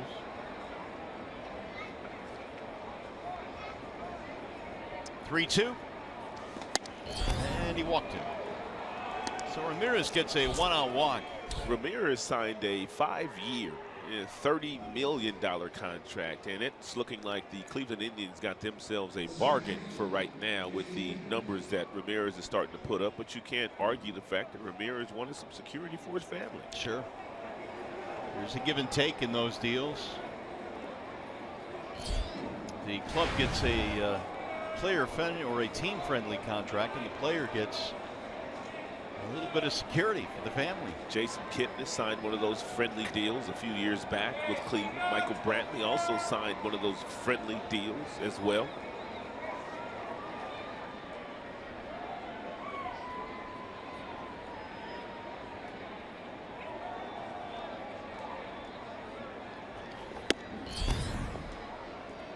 One ball, no strikes on Kipnis.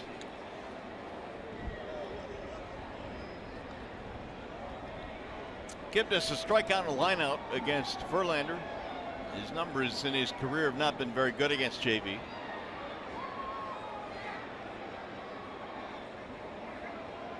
Now the 1-0. Talk again, Rod, about why Kipnis holds that bat level as he stands up at the plate, because you don't see too many guys do that. Well, he told me that he likes to know where the bat head is. And a lot of times when he holds the bat on his shoulder to start, he knows exactly where the bat head is behind him. And then he'll simply pick that bat up and get it into a situation to where he's feeling the bat head right now. And he says he knows where it's at. Then the pitcher gets ready to throw. He simply puts it up and gets it into the hitting zone that he wants it in. Spins away from a ball up and in. And when healthy, Kipnis is one of your better second basemen in the American League. He's made an all-star team. Hit better than 20 homers. He's stolen better than 20 bases in a season as well.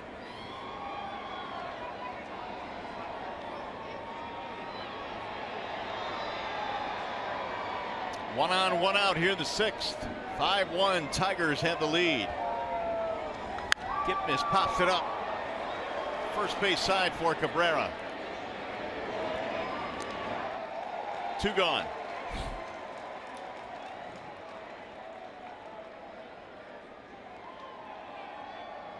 That'll bring up Chisenhall.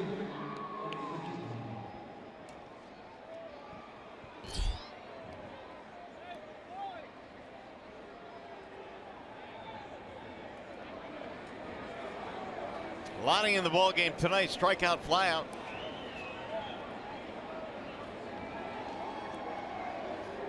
So JB now is approaching 100. We're in the 6th. Tigers got a couple of big innings last night out of Sanchez because their bullpen was a little bit short. A couple of guys were not available last night. Sanchez looked good yesterday too. Fastball 93, 94. Good changeups, good breaking balls. Verlander threw 119 pitches his last time out. So yeah, more than likely Brad will try to get one more inning out of him.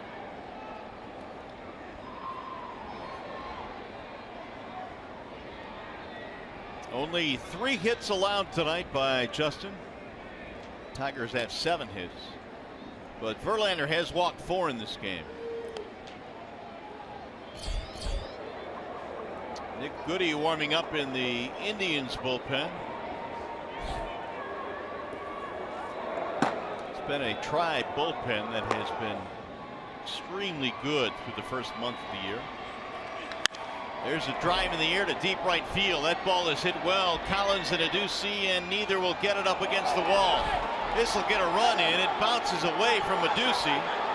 Chisenhall will go to third. They're going to stop in there. Triple and an RBI to make it a 5-2 ball game.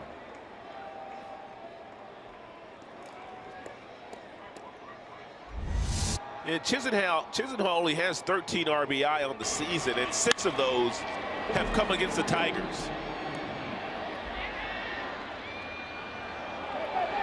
Once that ball trickles away from Collins, Adduci had to go pick it up. He slipped. Yeah, but Chisenhall stopped at third. That ball is out of a lot of ballparks, but it hit the base of the wall in right center. And now here is Almonte. It's suddenly a 3-run gain. And Almonte looking for the 2-out hit. Almonte is a really good fastball hitter. Good bender in there for a strike. Yeah, we're starting to see more and more. Yeah, pitchers do that around the league. That first pitch curveball. Especially the guys that can throw it for a strike.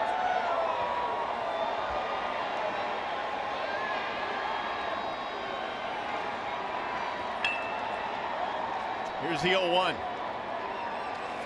Way inside.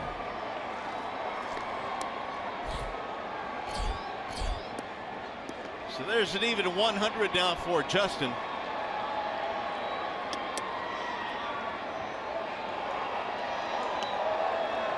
Only the 4th hit of the night for the Indians. The RBI triple by Chisenhall.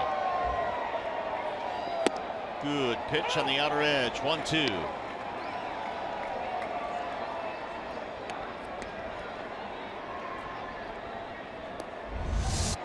Almonte 2 strikeouts in this ball game.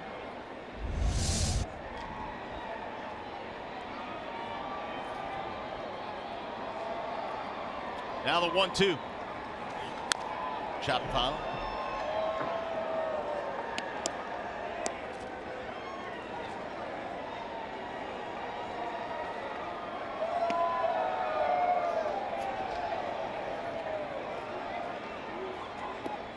Verlander last year had great success against left-handed batters. They hit just 187 against him. Trying to put away a lefty here with a runner at third and 2 outs. And again the 1-2. Just off the plate. 2-2. And Justin still throwing hard. His best fastball of the night was the final pitch he threw last half inning to Michael Brantley.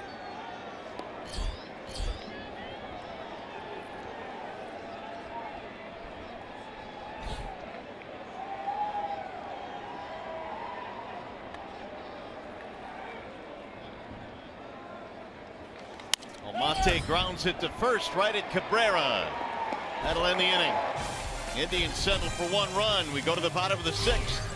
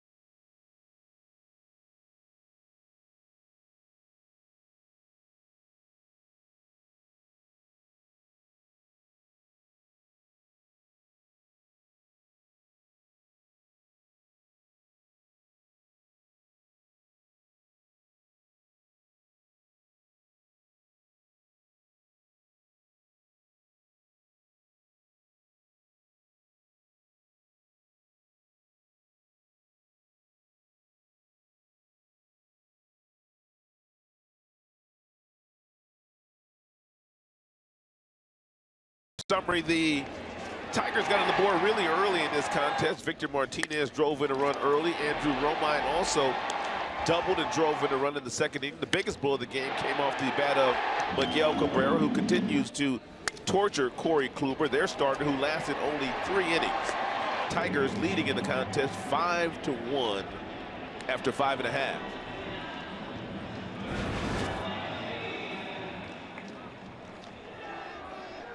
So it's going to be a Ducey to lead things off. A Ducey, Romine, and Kinsler.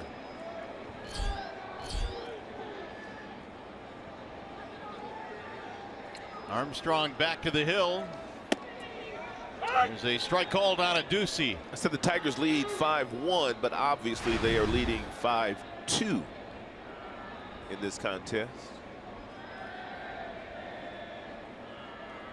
The Ducey is 0 for 2, couple of ground balls.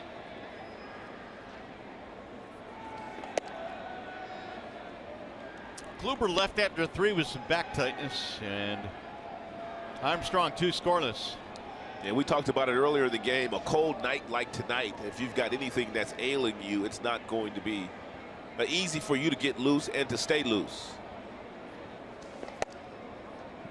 That's why it's maybe not the perfect night for Miguel to come back with the groin injury, but so far so good. You know, I think Brad trusts Miguel enough, and Miguel's been around enough, and he's played with enough injuries to know how hard to run and how hard not to run with that injury that he has right now. Looks like Avila is having a conversation with Brad Ausmus. Drilled to center field, and a long run, and caught by Chisenhall up against the wall. And I'm sure that they're probably discussing what Alex thinks of Verlander's stuff right now and how much more he can go in this game. Did you say the season high was 119, JV? Yes. Yeah, that was in his last start against Seattle. So Justin right now is at 104. I think Brad has enough trust in Avila for him to tell him exactly how Verlander's doing and how the ball is coming out of his hand. Here is Romine. It's been a good homestand for Romine, 6-4-15. It's good to see, though, because his swing started to get a little bit long for me on that last road trip when he started to play every single day. It looked like his swing got a little longer.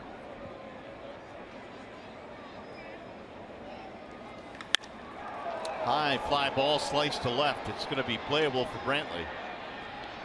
2 gone. How do swings get long? Is that just a fatigue thing? No, I think Andrew was doing well. He hit the grand slam before we went on the road trip, and he was hitting everything right on the screws. And as a player, you start to try to do more than what you're capable of doing. And I just thought his swing kind of got big for the role that he plays on this team. But he's got it back on track now. Looks like that'll be it for Armstrong.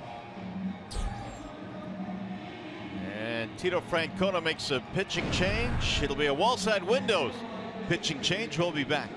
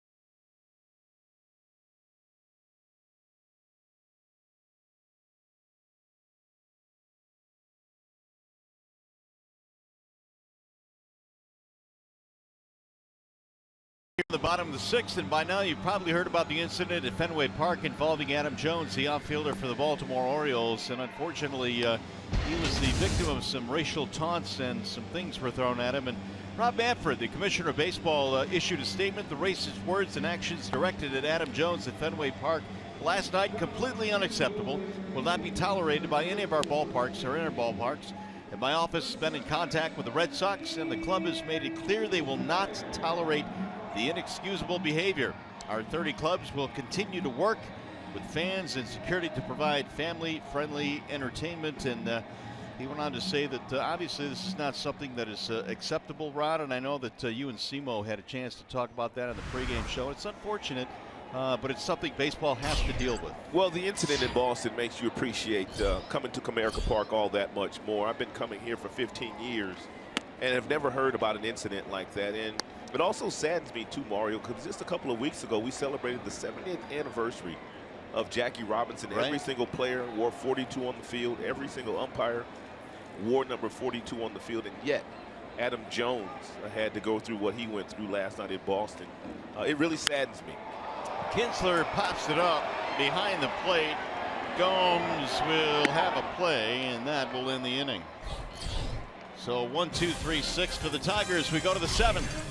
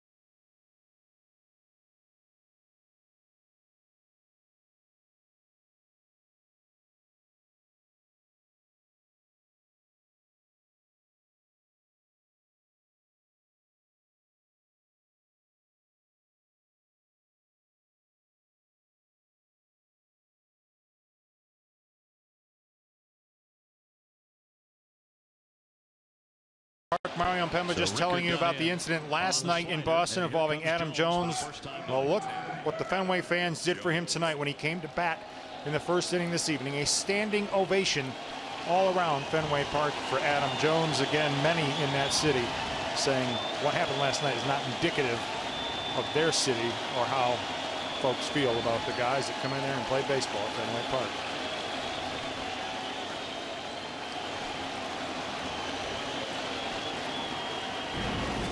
Well, a neat scene, and good for Adam Jones, and certainly good for Adam for speaking up, because certainly nobody needs to go through what he went through. Well, just a short time ago, Adam Jones was wearing USA across his chest when he was playing for the United States in the World Baseball Classic. Verlander will try and get through the 7th here in a 5-2 ball game, and a foul by Yan Gomes, who has a single. That came in the 5th inning.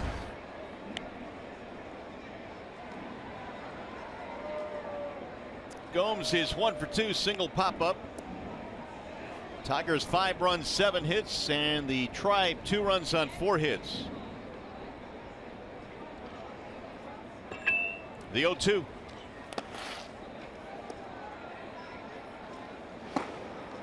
Got action. Hardy and Wilson in the Detroit bullpen.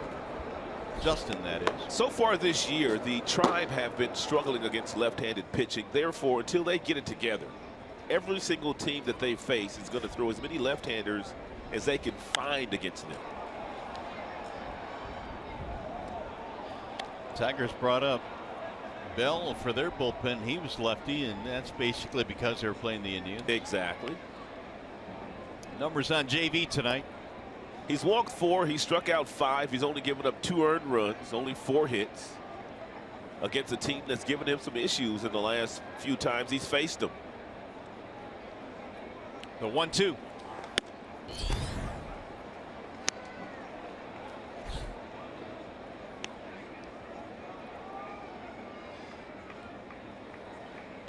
Justin gave up 1 in the 1st and 1 in the 6th. Nothing but zeros in between.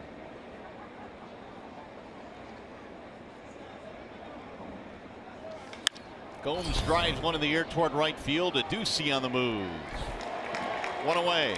Looks like Gomes has been working on driving the ball the opposite way to get that batting average up. He's batting 189, but if he continues to hit the ball with that kind of authority the other way, he's going to get the batting average up. He's always been a dead pull hitter.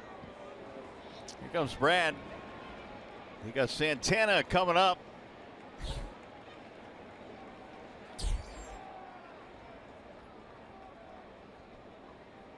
No signal yet for Ausmus.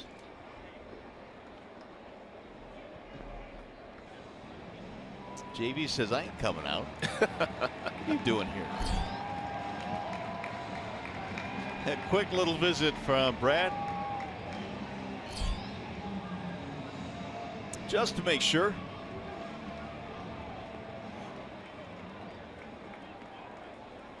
Here's Santana. I guess you would term that walk out there to the mound as a saunter. Kind of a slowly paced walk. And Brad had just had a lengthy conversation with Avila. I'm sure they were discussing Verlander and his pitch count and how he was continuing to throw the baseball. Playing to pull on Santana. Switch hitter batting left-handed. Strike 1. Verlander still throwing hard. That fastball at 95.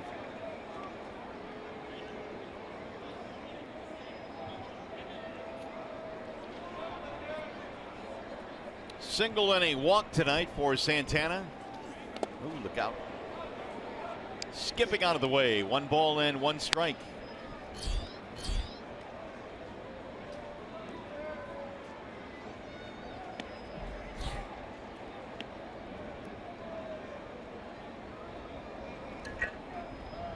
Lindor will be next.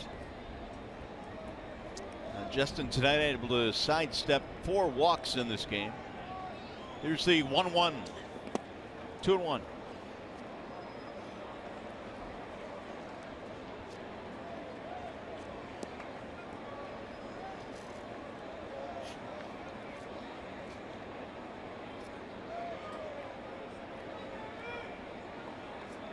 Santana last year, 34 home runs for Cleveland. 2-1 pitch. Beauty. 2-2. 2 more for these two teams. The Tigers starting to wind down their homestand. The Indians just starting their road trip. There's a battler right there. Got a hat, a couple of scarves, ski mask. It's still shivering. It's still shivering, right. Got the gloves on. The 2-2 on the ground to the first baseman, Cabrera. Verlander covers, 2 gone.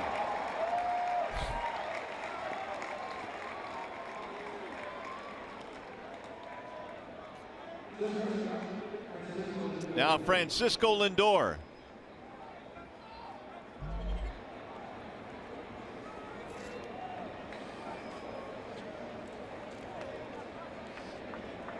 Lindor came in 1 for 4 in the series, 0 for 2 tonight with a walk. Average now at an even 300.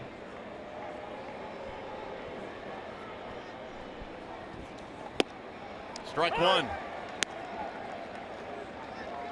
And that is 116 now for Verlander.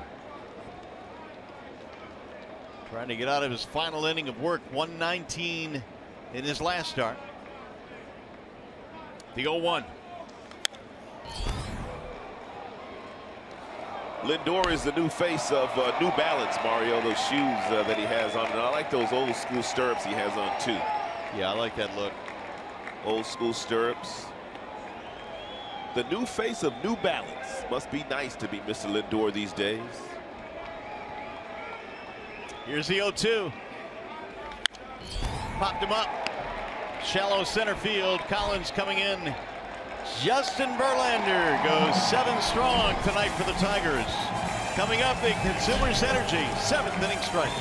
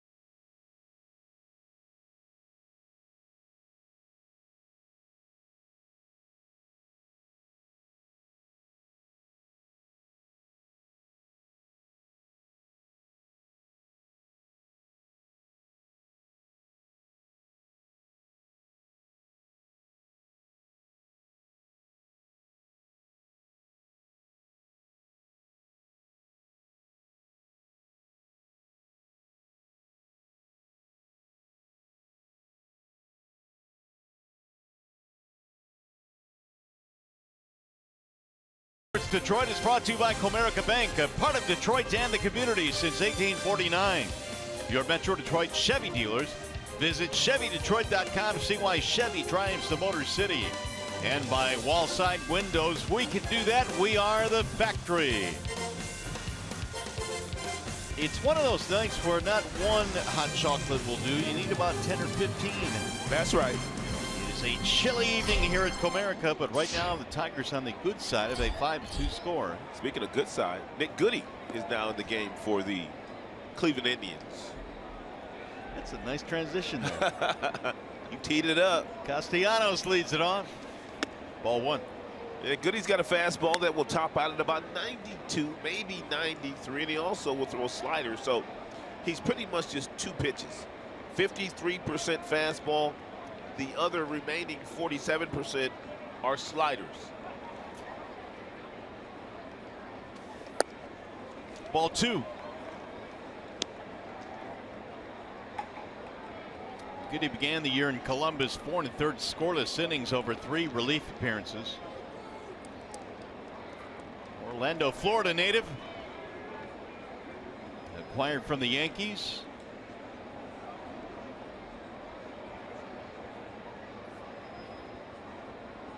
Now the 2-0, and Nick looks at ball 3, 3-0.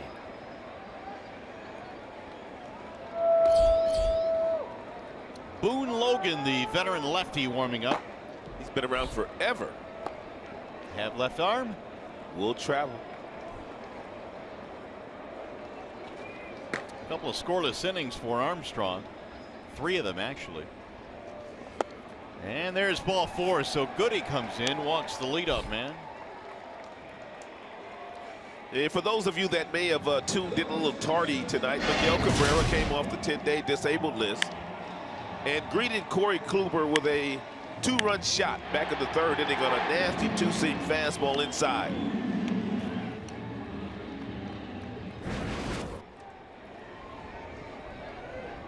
Miggy's home run was his 4th.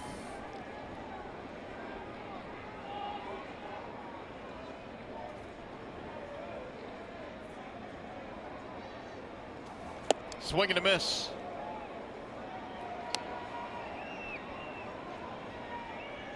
Cabrera was placed on the 10-day disabled list, and Brad admitted today that if the disabled list was 15 like it was last year and previous years,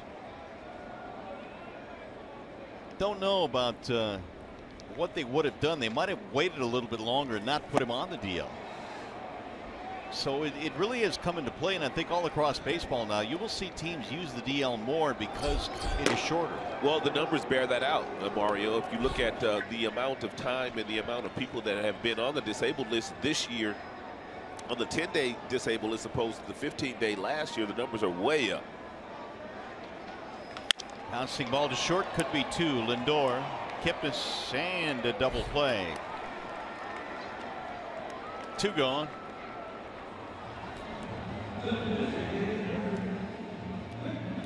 It'll bring up Victor Martinez.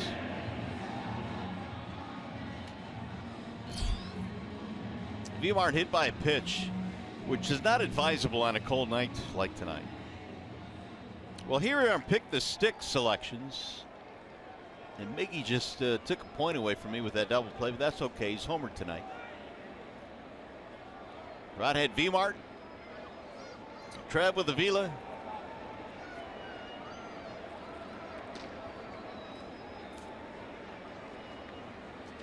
Victor pops it up. Shallow left field for Brantley. That'll end the inning. No runs, a walk, nobody left. Tigers baseball tonight presented by Bell Tire.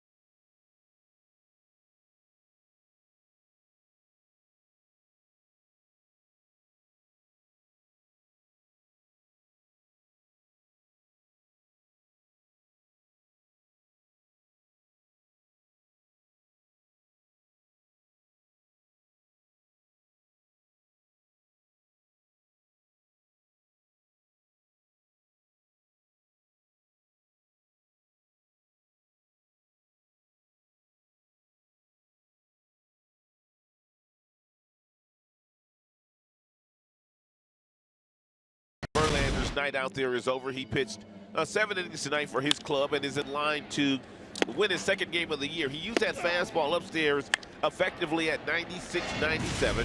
He hadn't pitched all that well against Cleveland the last few times he's gone up against them, but he pitched very well tonight. He did indeed, and Justin will give way to another Justin, and a wall-side windows pitching change, Justin Wilson. In 12 games this year, 17 strikeouts for Jay Will against only 4 walks. He's thrown the ball exceptionally well to start the season. Tigers have made some defensive changes. Miguel Cabrera is out of the game now as Romine takes over at first. It's a nice move to get Miggy off his feet. More than likely, Miguel not going to hit again today. Iglesias, the new shortstop. Here is the number 3 hitter, Brantley, to get things started in the 8th. 5-2, Tigers have the lead. Ball 1.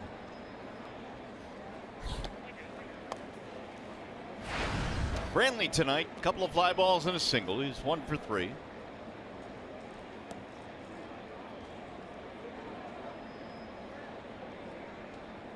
Castellanos in tight on the grass at third.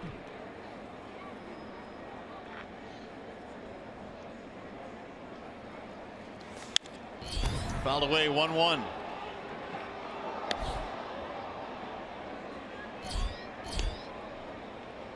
Indians box score tonight. Really not a whole lot going on. They have 4 hits. And that is it. They came in hot too. And they had won their last 4 consecutive series.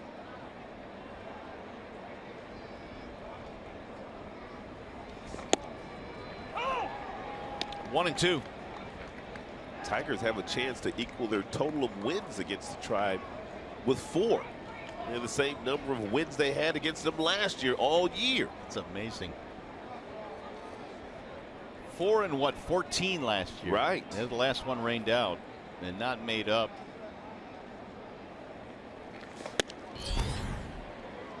2-2.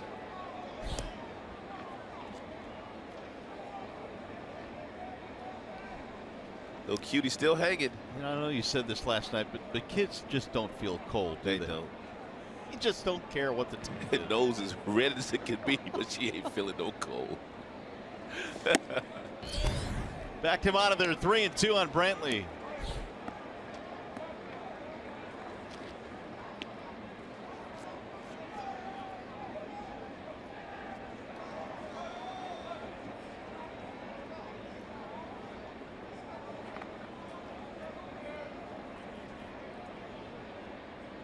Wilson has been really good this year.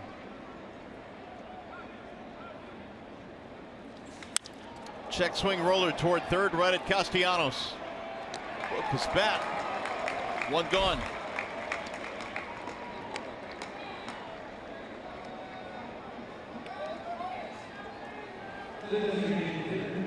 That'll bring up Encarnacion. Wilson had not given up a run or actually even a hit until his last outing.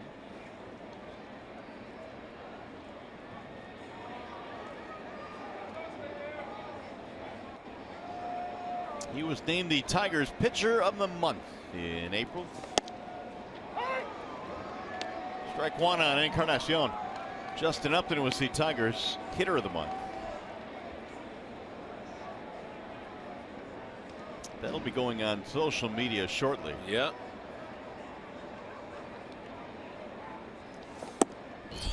Ball 1.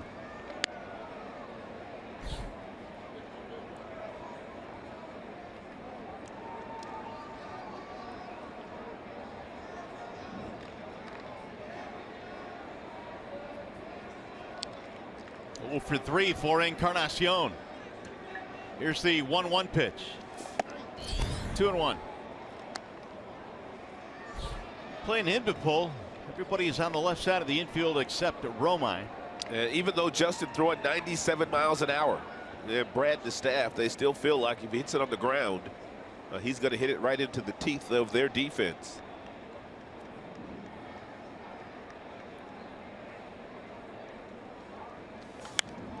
Fouled away. 2-2 on Encarnacion, who last year knocked in 127 runs to lead the league.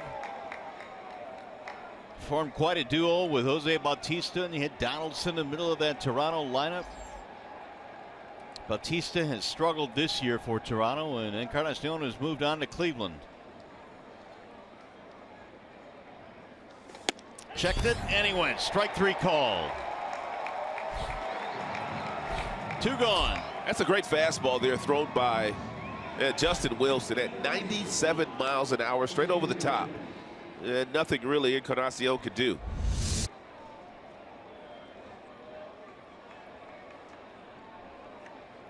That'll bring up Ramirez. Straight downhill.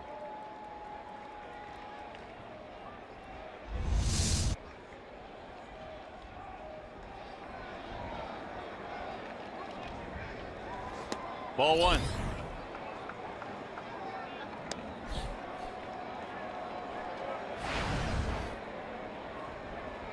Ramirez has been on a couple of times. 2 walks. He has scored a run. Indians made it 5-2 with a 2-out triple by Chisenhall in the 6th, knocking Ramirez in. Pulled foul. In on his hands that time.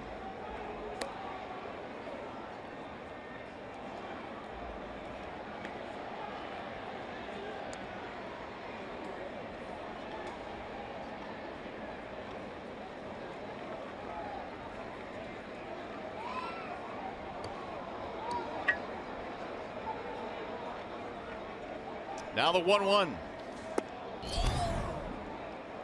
2-1 the count. And all 3 of the pitches in this sequence to Ramirez have been inside by Wilson.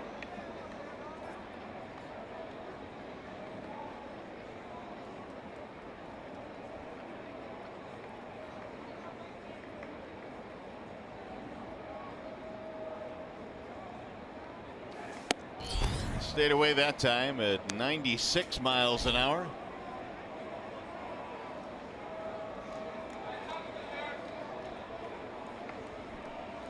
It's a pretty cool sight right there. The pitchers all hanging out. Yep, all bundled up. Fulmer, Norris, Boyd, Jay Zim. 3-2.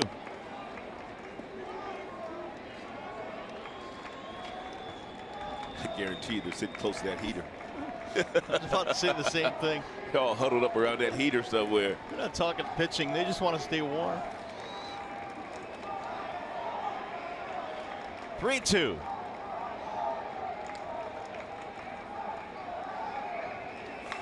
Line drive off the glove of Castellanos. He'll have no play. Hard hit ball by Ramirez, who gets his first hit tonight. That'll bring up Kipnis. Yeah, Castellanos was hugging the line. Ball right in the glove and right out.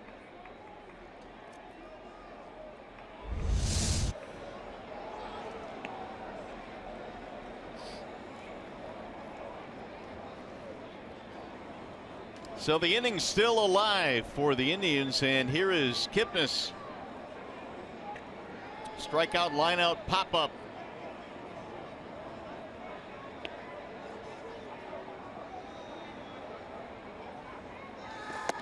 Ball 1. Wilson taking over here in the 8th for Verlander. 7 strong tonight for JV. Surrendering only 2 runs after the 9-run outing he had in his last start against this offense.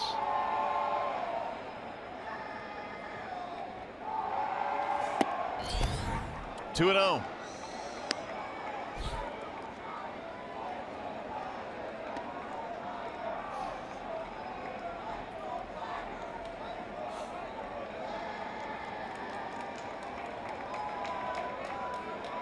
Justin Wilson has thrown 19 pitches. 17 of the 19 have been fastballs.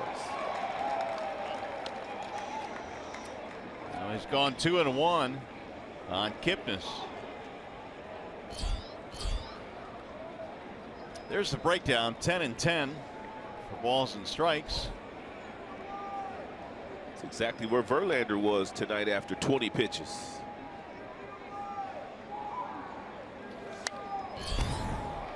In winning the Pitcher of the Month award for the Tigers in the month of April, he gave up just 2 earned runs in 10 2/3 innings, but he had 17 strikeouts. Well, it gives you an idea of how well he was pitching, because usually your setup men do not get Pitcher of the Month. I mean, it's usually a closer or your starters.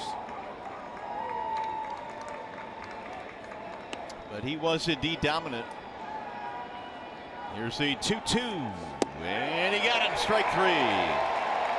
Kipnis caught looking, 2 strikeouts for Wilson. We go to the bottom of the 8th.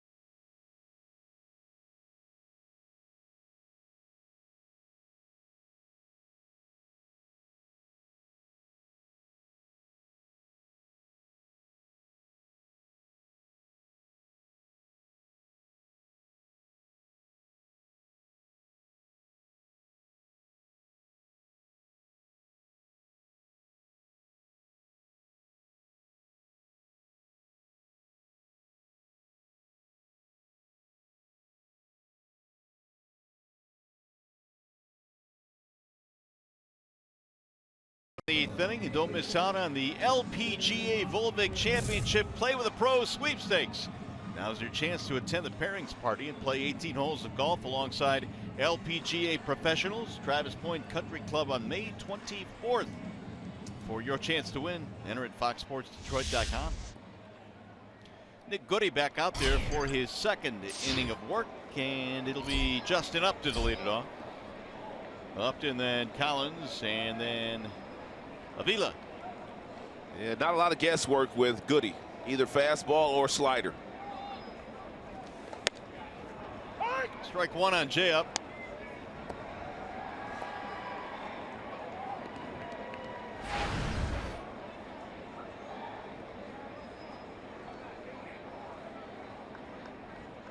Upton is 0 for 2.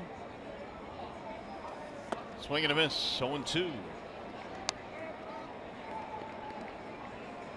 Nick Goody, born in Orlando, Florida. Big league time with the Yankees in 15 and 16. Now the 0-2. Did he go? He did not. They want the appeal, but they're not going to get it.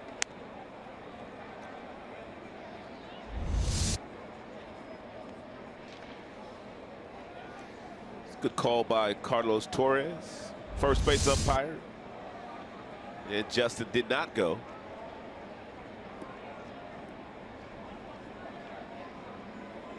Good, he played 1 year at LSU.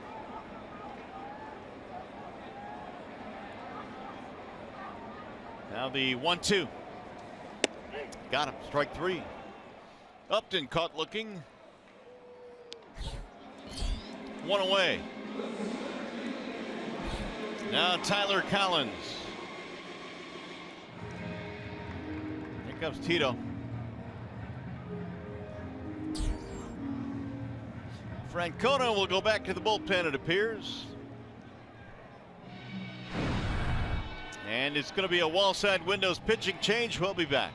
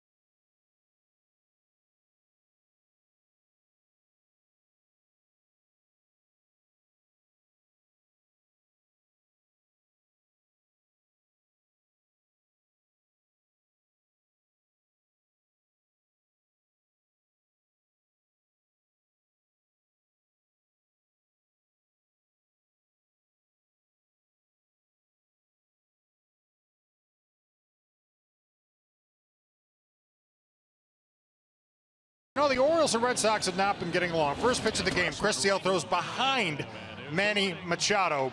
Both benches issued warnings. No further dust-ups from there unless you consider this.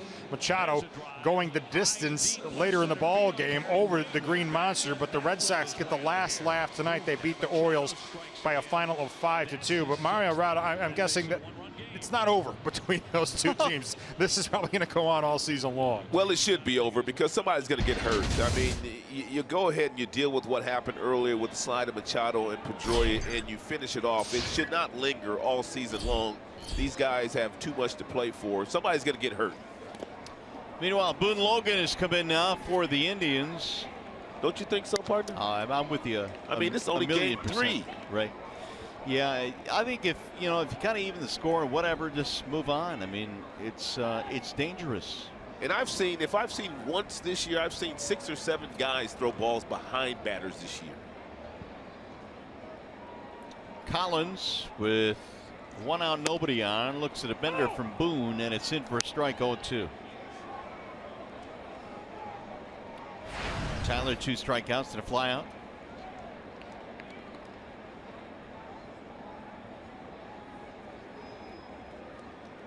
Here's the 0-2.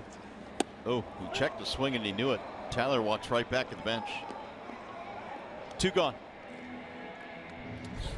Well, here's what happened, I guess, a week ago or so. A late slide by Manny, no intent. You could tell Manny was very upset at the fact that he slid late. They threw one behind Manny, and Dustin Pedroia, he was having a conversation with Manny during the game, telling him that did not come from me. And then yesterday, Manny just absolutely lit them up on the offensive side and the defensive side, and he went deep again tonight. Manny's a great player, man. He is a great player. He is a great player. Here's Avila. He's going to hit the free agent market, too, after a year, too. But I'm with you on that. I mean, one is enough. I mean, how long does this keep going, this feud? Somebody's going to get hurt. Yeah. I mean, and that would be the worst thing for baseball. Avila, 2 more hits tonight, plus an RBI. Tigers lead 5-2 in the 8th. Swing and a miss. Boy, Logan has proved to be very difficult on the 2 lefties he's faced here. He is just like Goody. He is a 2-pitch pitcher. Fastball slider thrown by Boone Logan.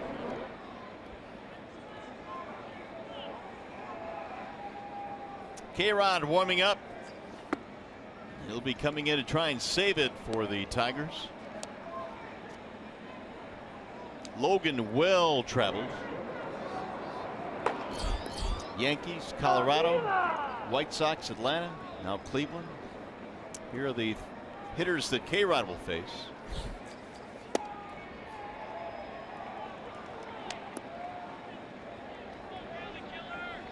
Two and 2.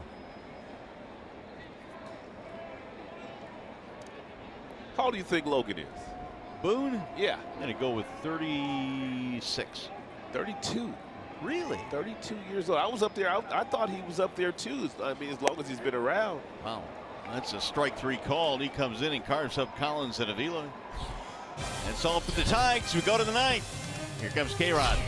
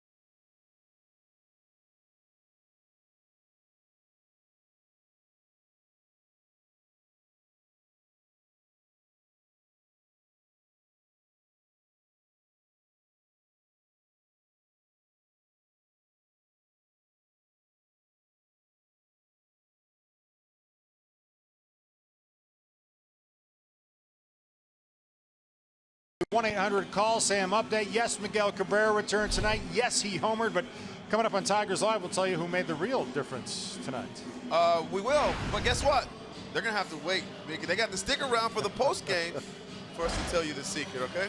We're sitting around through the cold. Hopefully you're home snug as a bug in a rug. We'll get to all that to hear from Justin Verlander from the Tigers clubhouse as well. Coming up immediately following the final out here at Comerica Park. Mario, Rob?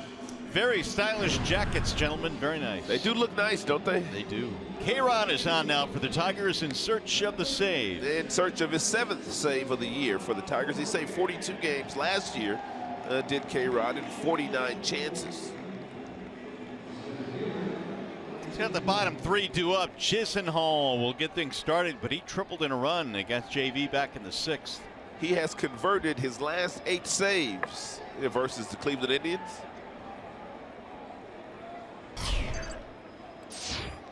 Got a 3-run lead, 5-2.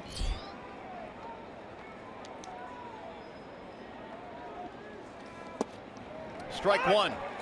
Last time Rodriguez pitched a couple of days ago, Brad made the comment that it looked like he finally turned the corner. He was looking like Francisco Rodriguez of last year. His fastball got up to 90 miles an hour.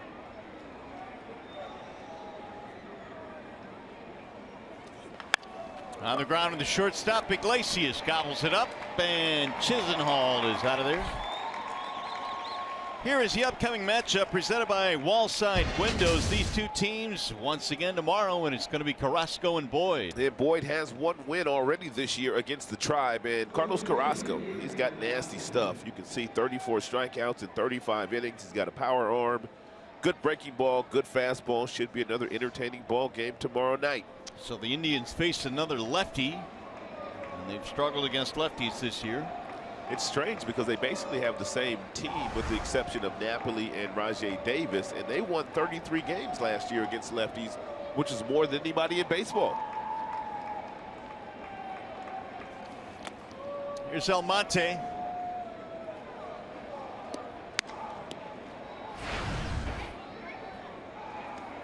Oh for 3 for Almonte. The Indians tonight just 5 hits. They came in playing their best baseball of the year, and the Tigers now 2 outs away from winning the first 2 games. Yeah, the Indians had won 9 of their last 12 games. Now the 1-0. In there, a strike called, 1-1.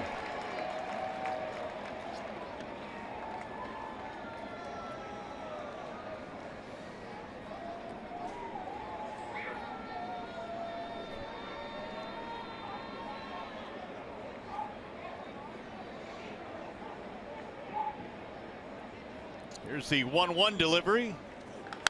Chopper foul, first base side. Hey, by the way, MLB.com at Bat is your #1 mobile app for live Tigers baseball. Stay connected with a fully customizable experience. Tigers home screen icons, as well as game day live game video highlights, and a whole lot more. MLB.com at Bat. Get it today. 1-2 on Almonte.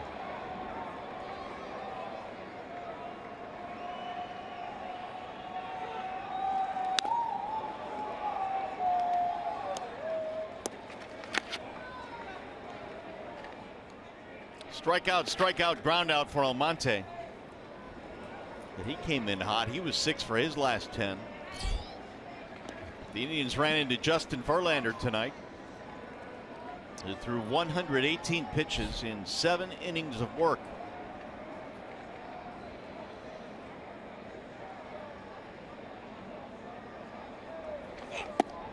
But outside, 2-2. Boo, says the crowd.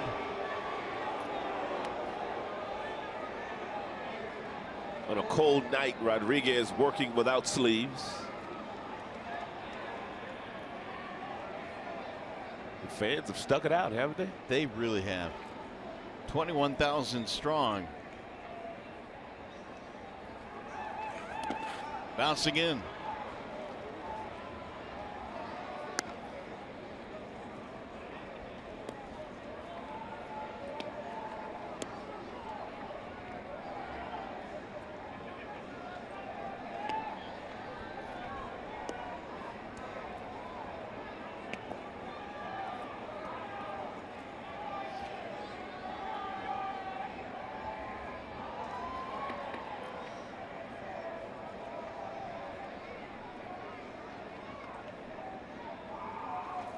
Swing and a miss. Down it goes. 2 gone.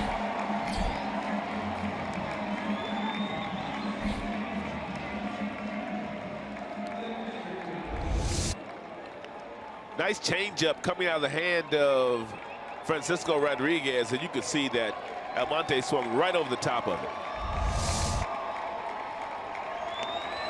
One more out to get. Here is Yan Gomes.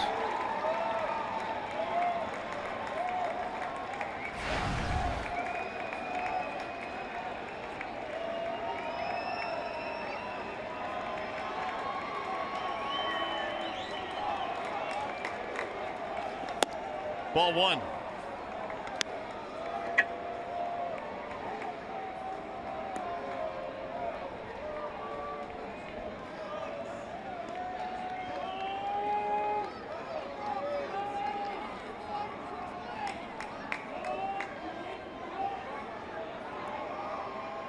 Now the 1-0 to Gomes.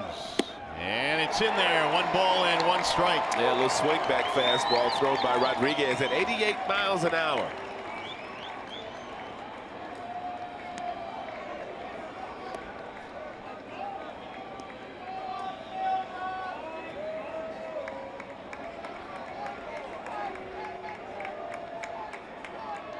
Here's the 1-1. In there, 1-2.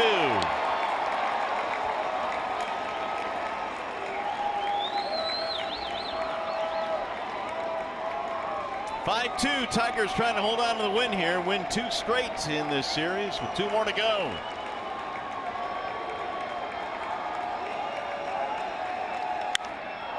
Driven to right field. That'll get down and go to the corner. It'll be extra bases. Gomes on his way to second will stop with a 2-out double. And last time Yan Gomes was up, he lined out sharply to right field. That's his 2nd hit in that direction today, and the 3rd time he's hit a ball hard in that direction. It looks like Yan Gomes is really concentrating on trying to use the entire baseball field, and if he does that, he'll have a very nice remainder of the year. You were just saying in his last at bat that he's going that way. He did it again. I mean, he's a dead pull hitter, historically has been that way, but that's why that batting average is at 185. But if he continues to swing the stick like he has today, then he will be a really good hitter by the time the season's over with.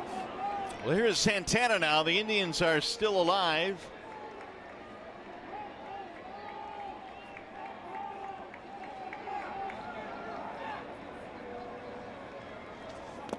It'll bounce in. Avila can't find it. Going to roll away from him. Gomes will go to third. Wild pitch moves him up.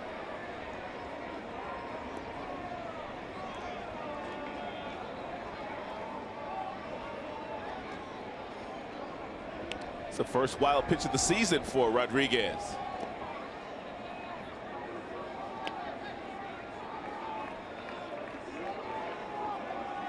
Infield playing to pull against Carlos Santana.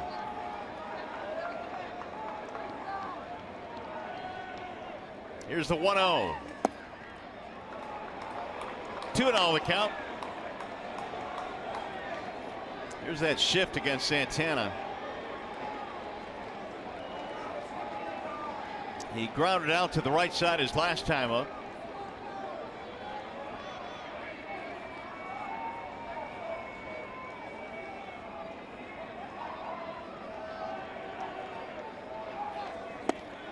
Missed again, 3-0.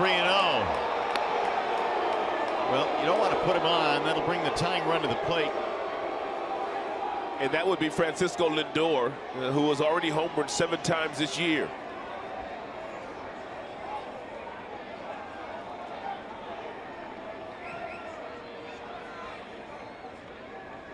Here's the 3-0.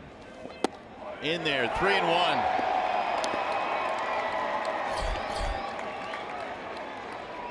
There's Lindor lurking on deck. Will he get a chance? After him, it's Brantley.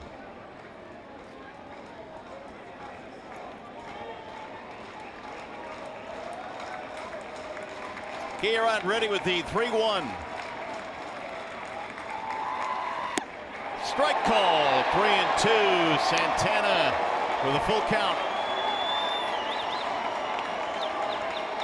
Now 1 strike away from K-Rod, nailing this one down.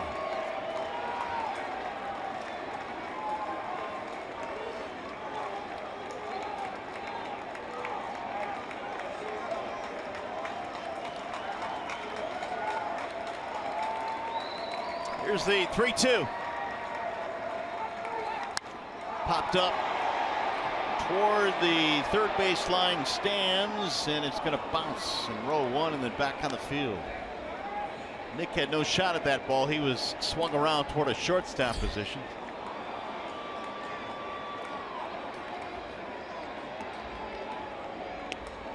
So Frankie now will have to throw his 20th pitch here. Now they want Castellanos to move to the opposite side. Iglesias going to move toward the shortstop position.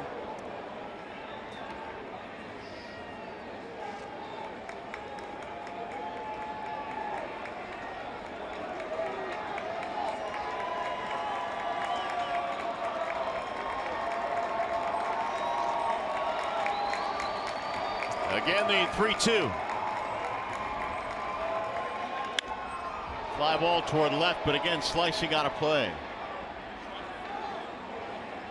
Tigers making that move to get the quicker Iglesias to the left side of the infield in case they have a chance to run a ball down. Right.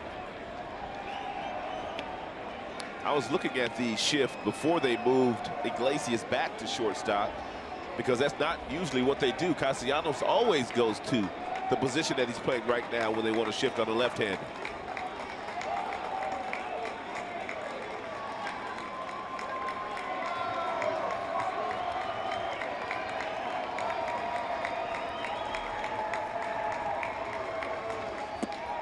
He walked him, just missed.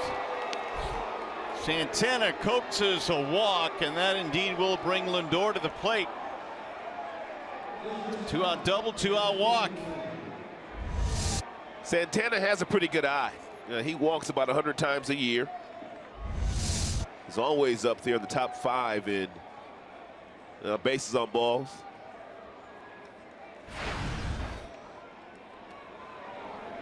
So here's Lindor now, who this season with men in scoring position has been only 111. But he is the tying run at the plate in a 5-2 game. Runner breaks to second, and a ball low, blocked by Avila. That'll put runners at second and third.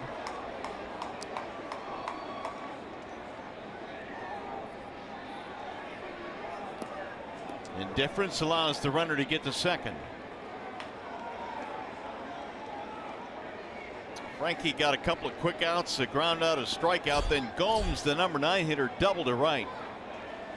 And Santana has walked.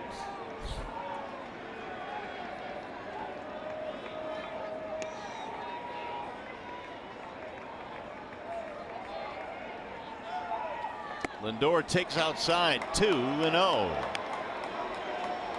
This final out has been tough to come by.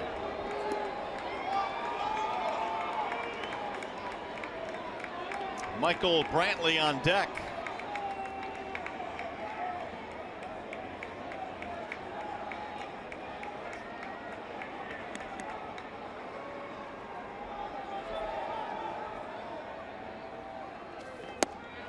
In there, a strike call.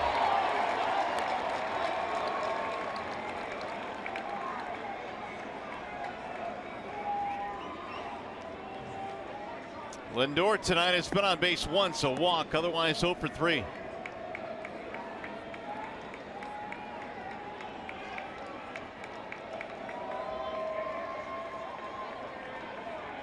Here's the 2-1.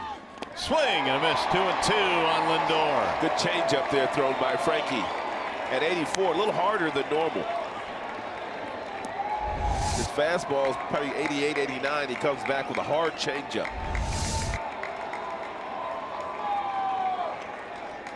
And once again, Francisco has it down to single strike.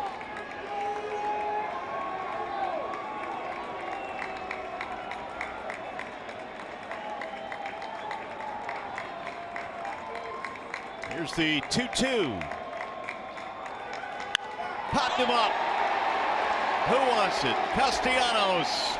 And the Tigers win the first 2. Now we send you to Call Sam Studios. Mickey York standing by. Tigers Live postgame. Never a doubt, Mario. Coming up on Tigers Live, Mickey mashes in his return. We'll show you how he knocked off the rust. JV turns the tables on the Tribe. We give him a tip of the cap and hear from the Tigers ace. The bottom feeders continue to eat. We'll highlight the production the Tigers got from the bottom of their order tonight. And after Brad Ausmus thaws out, we'll take it to his post-game press conference. All that and more next on Tigers.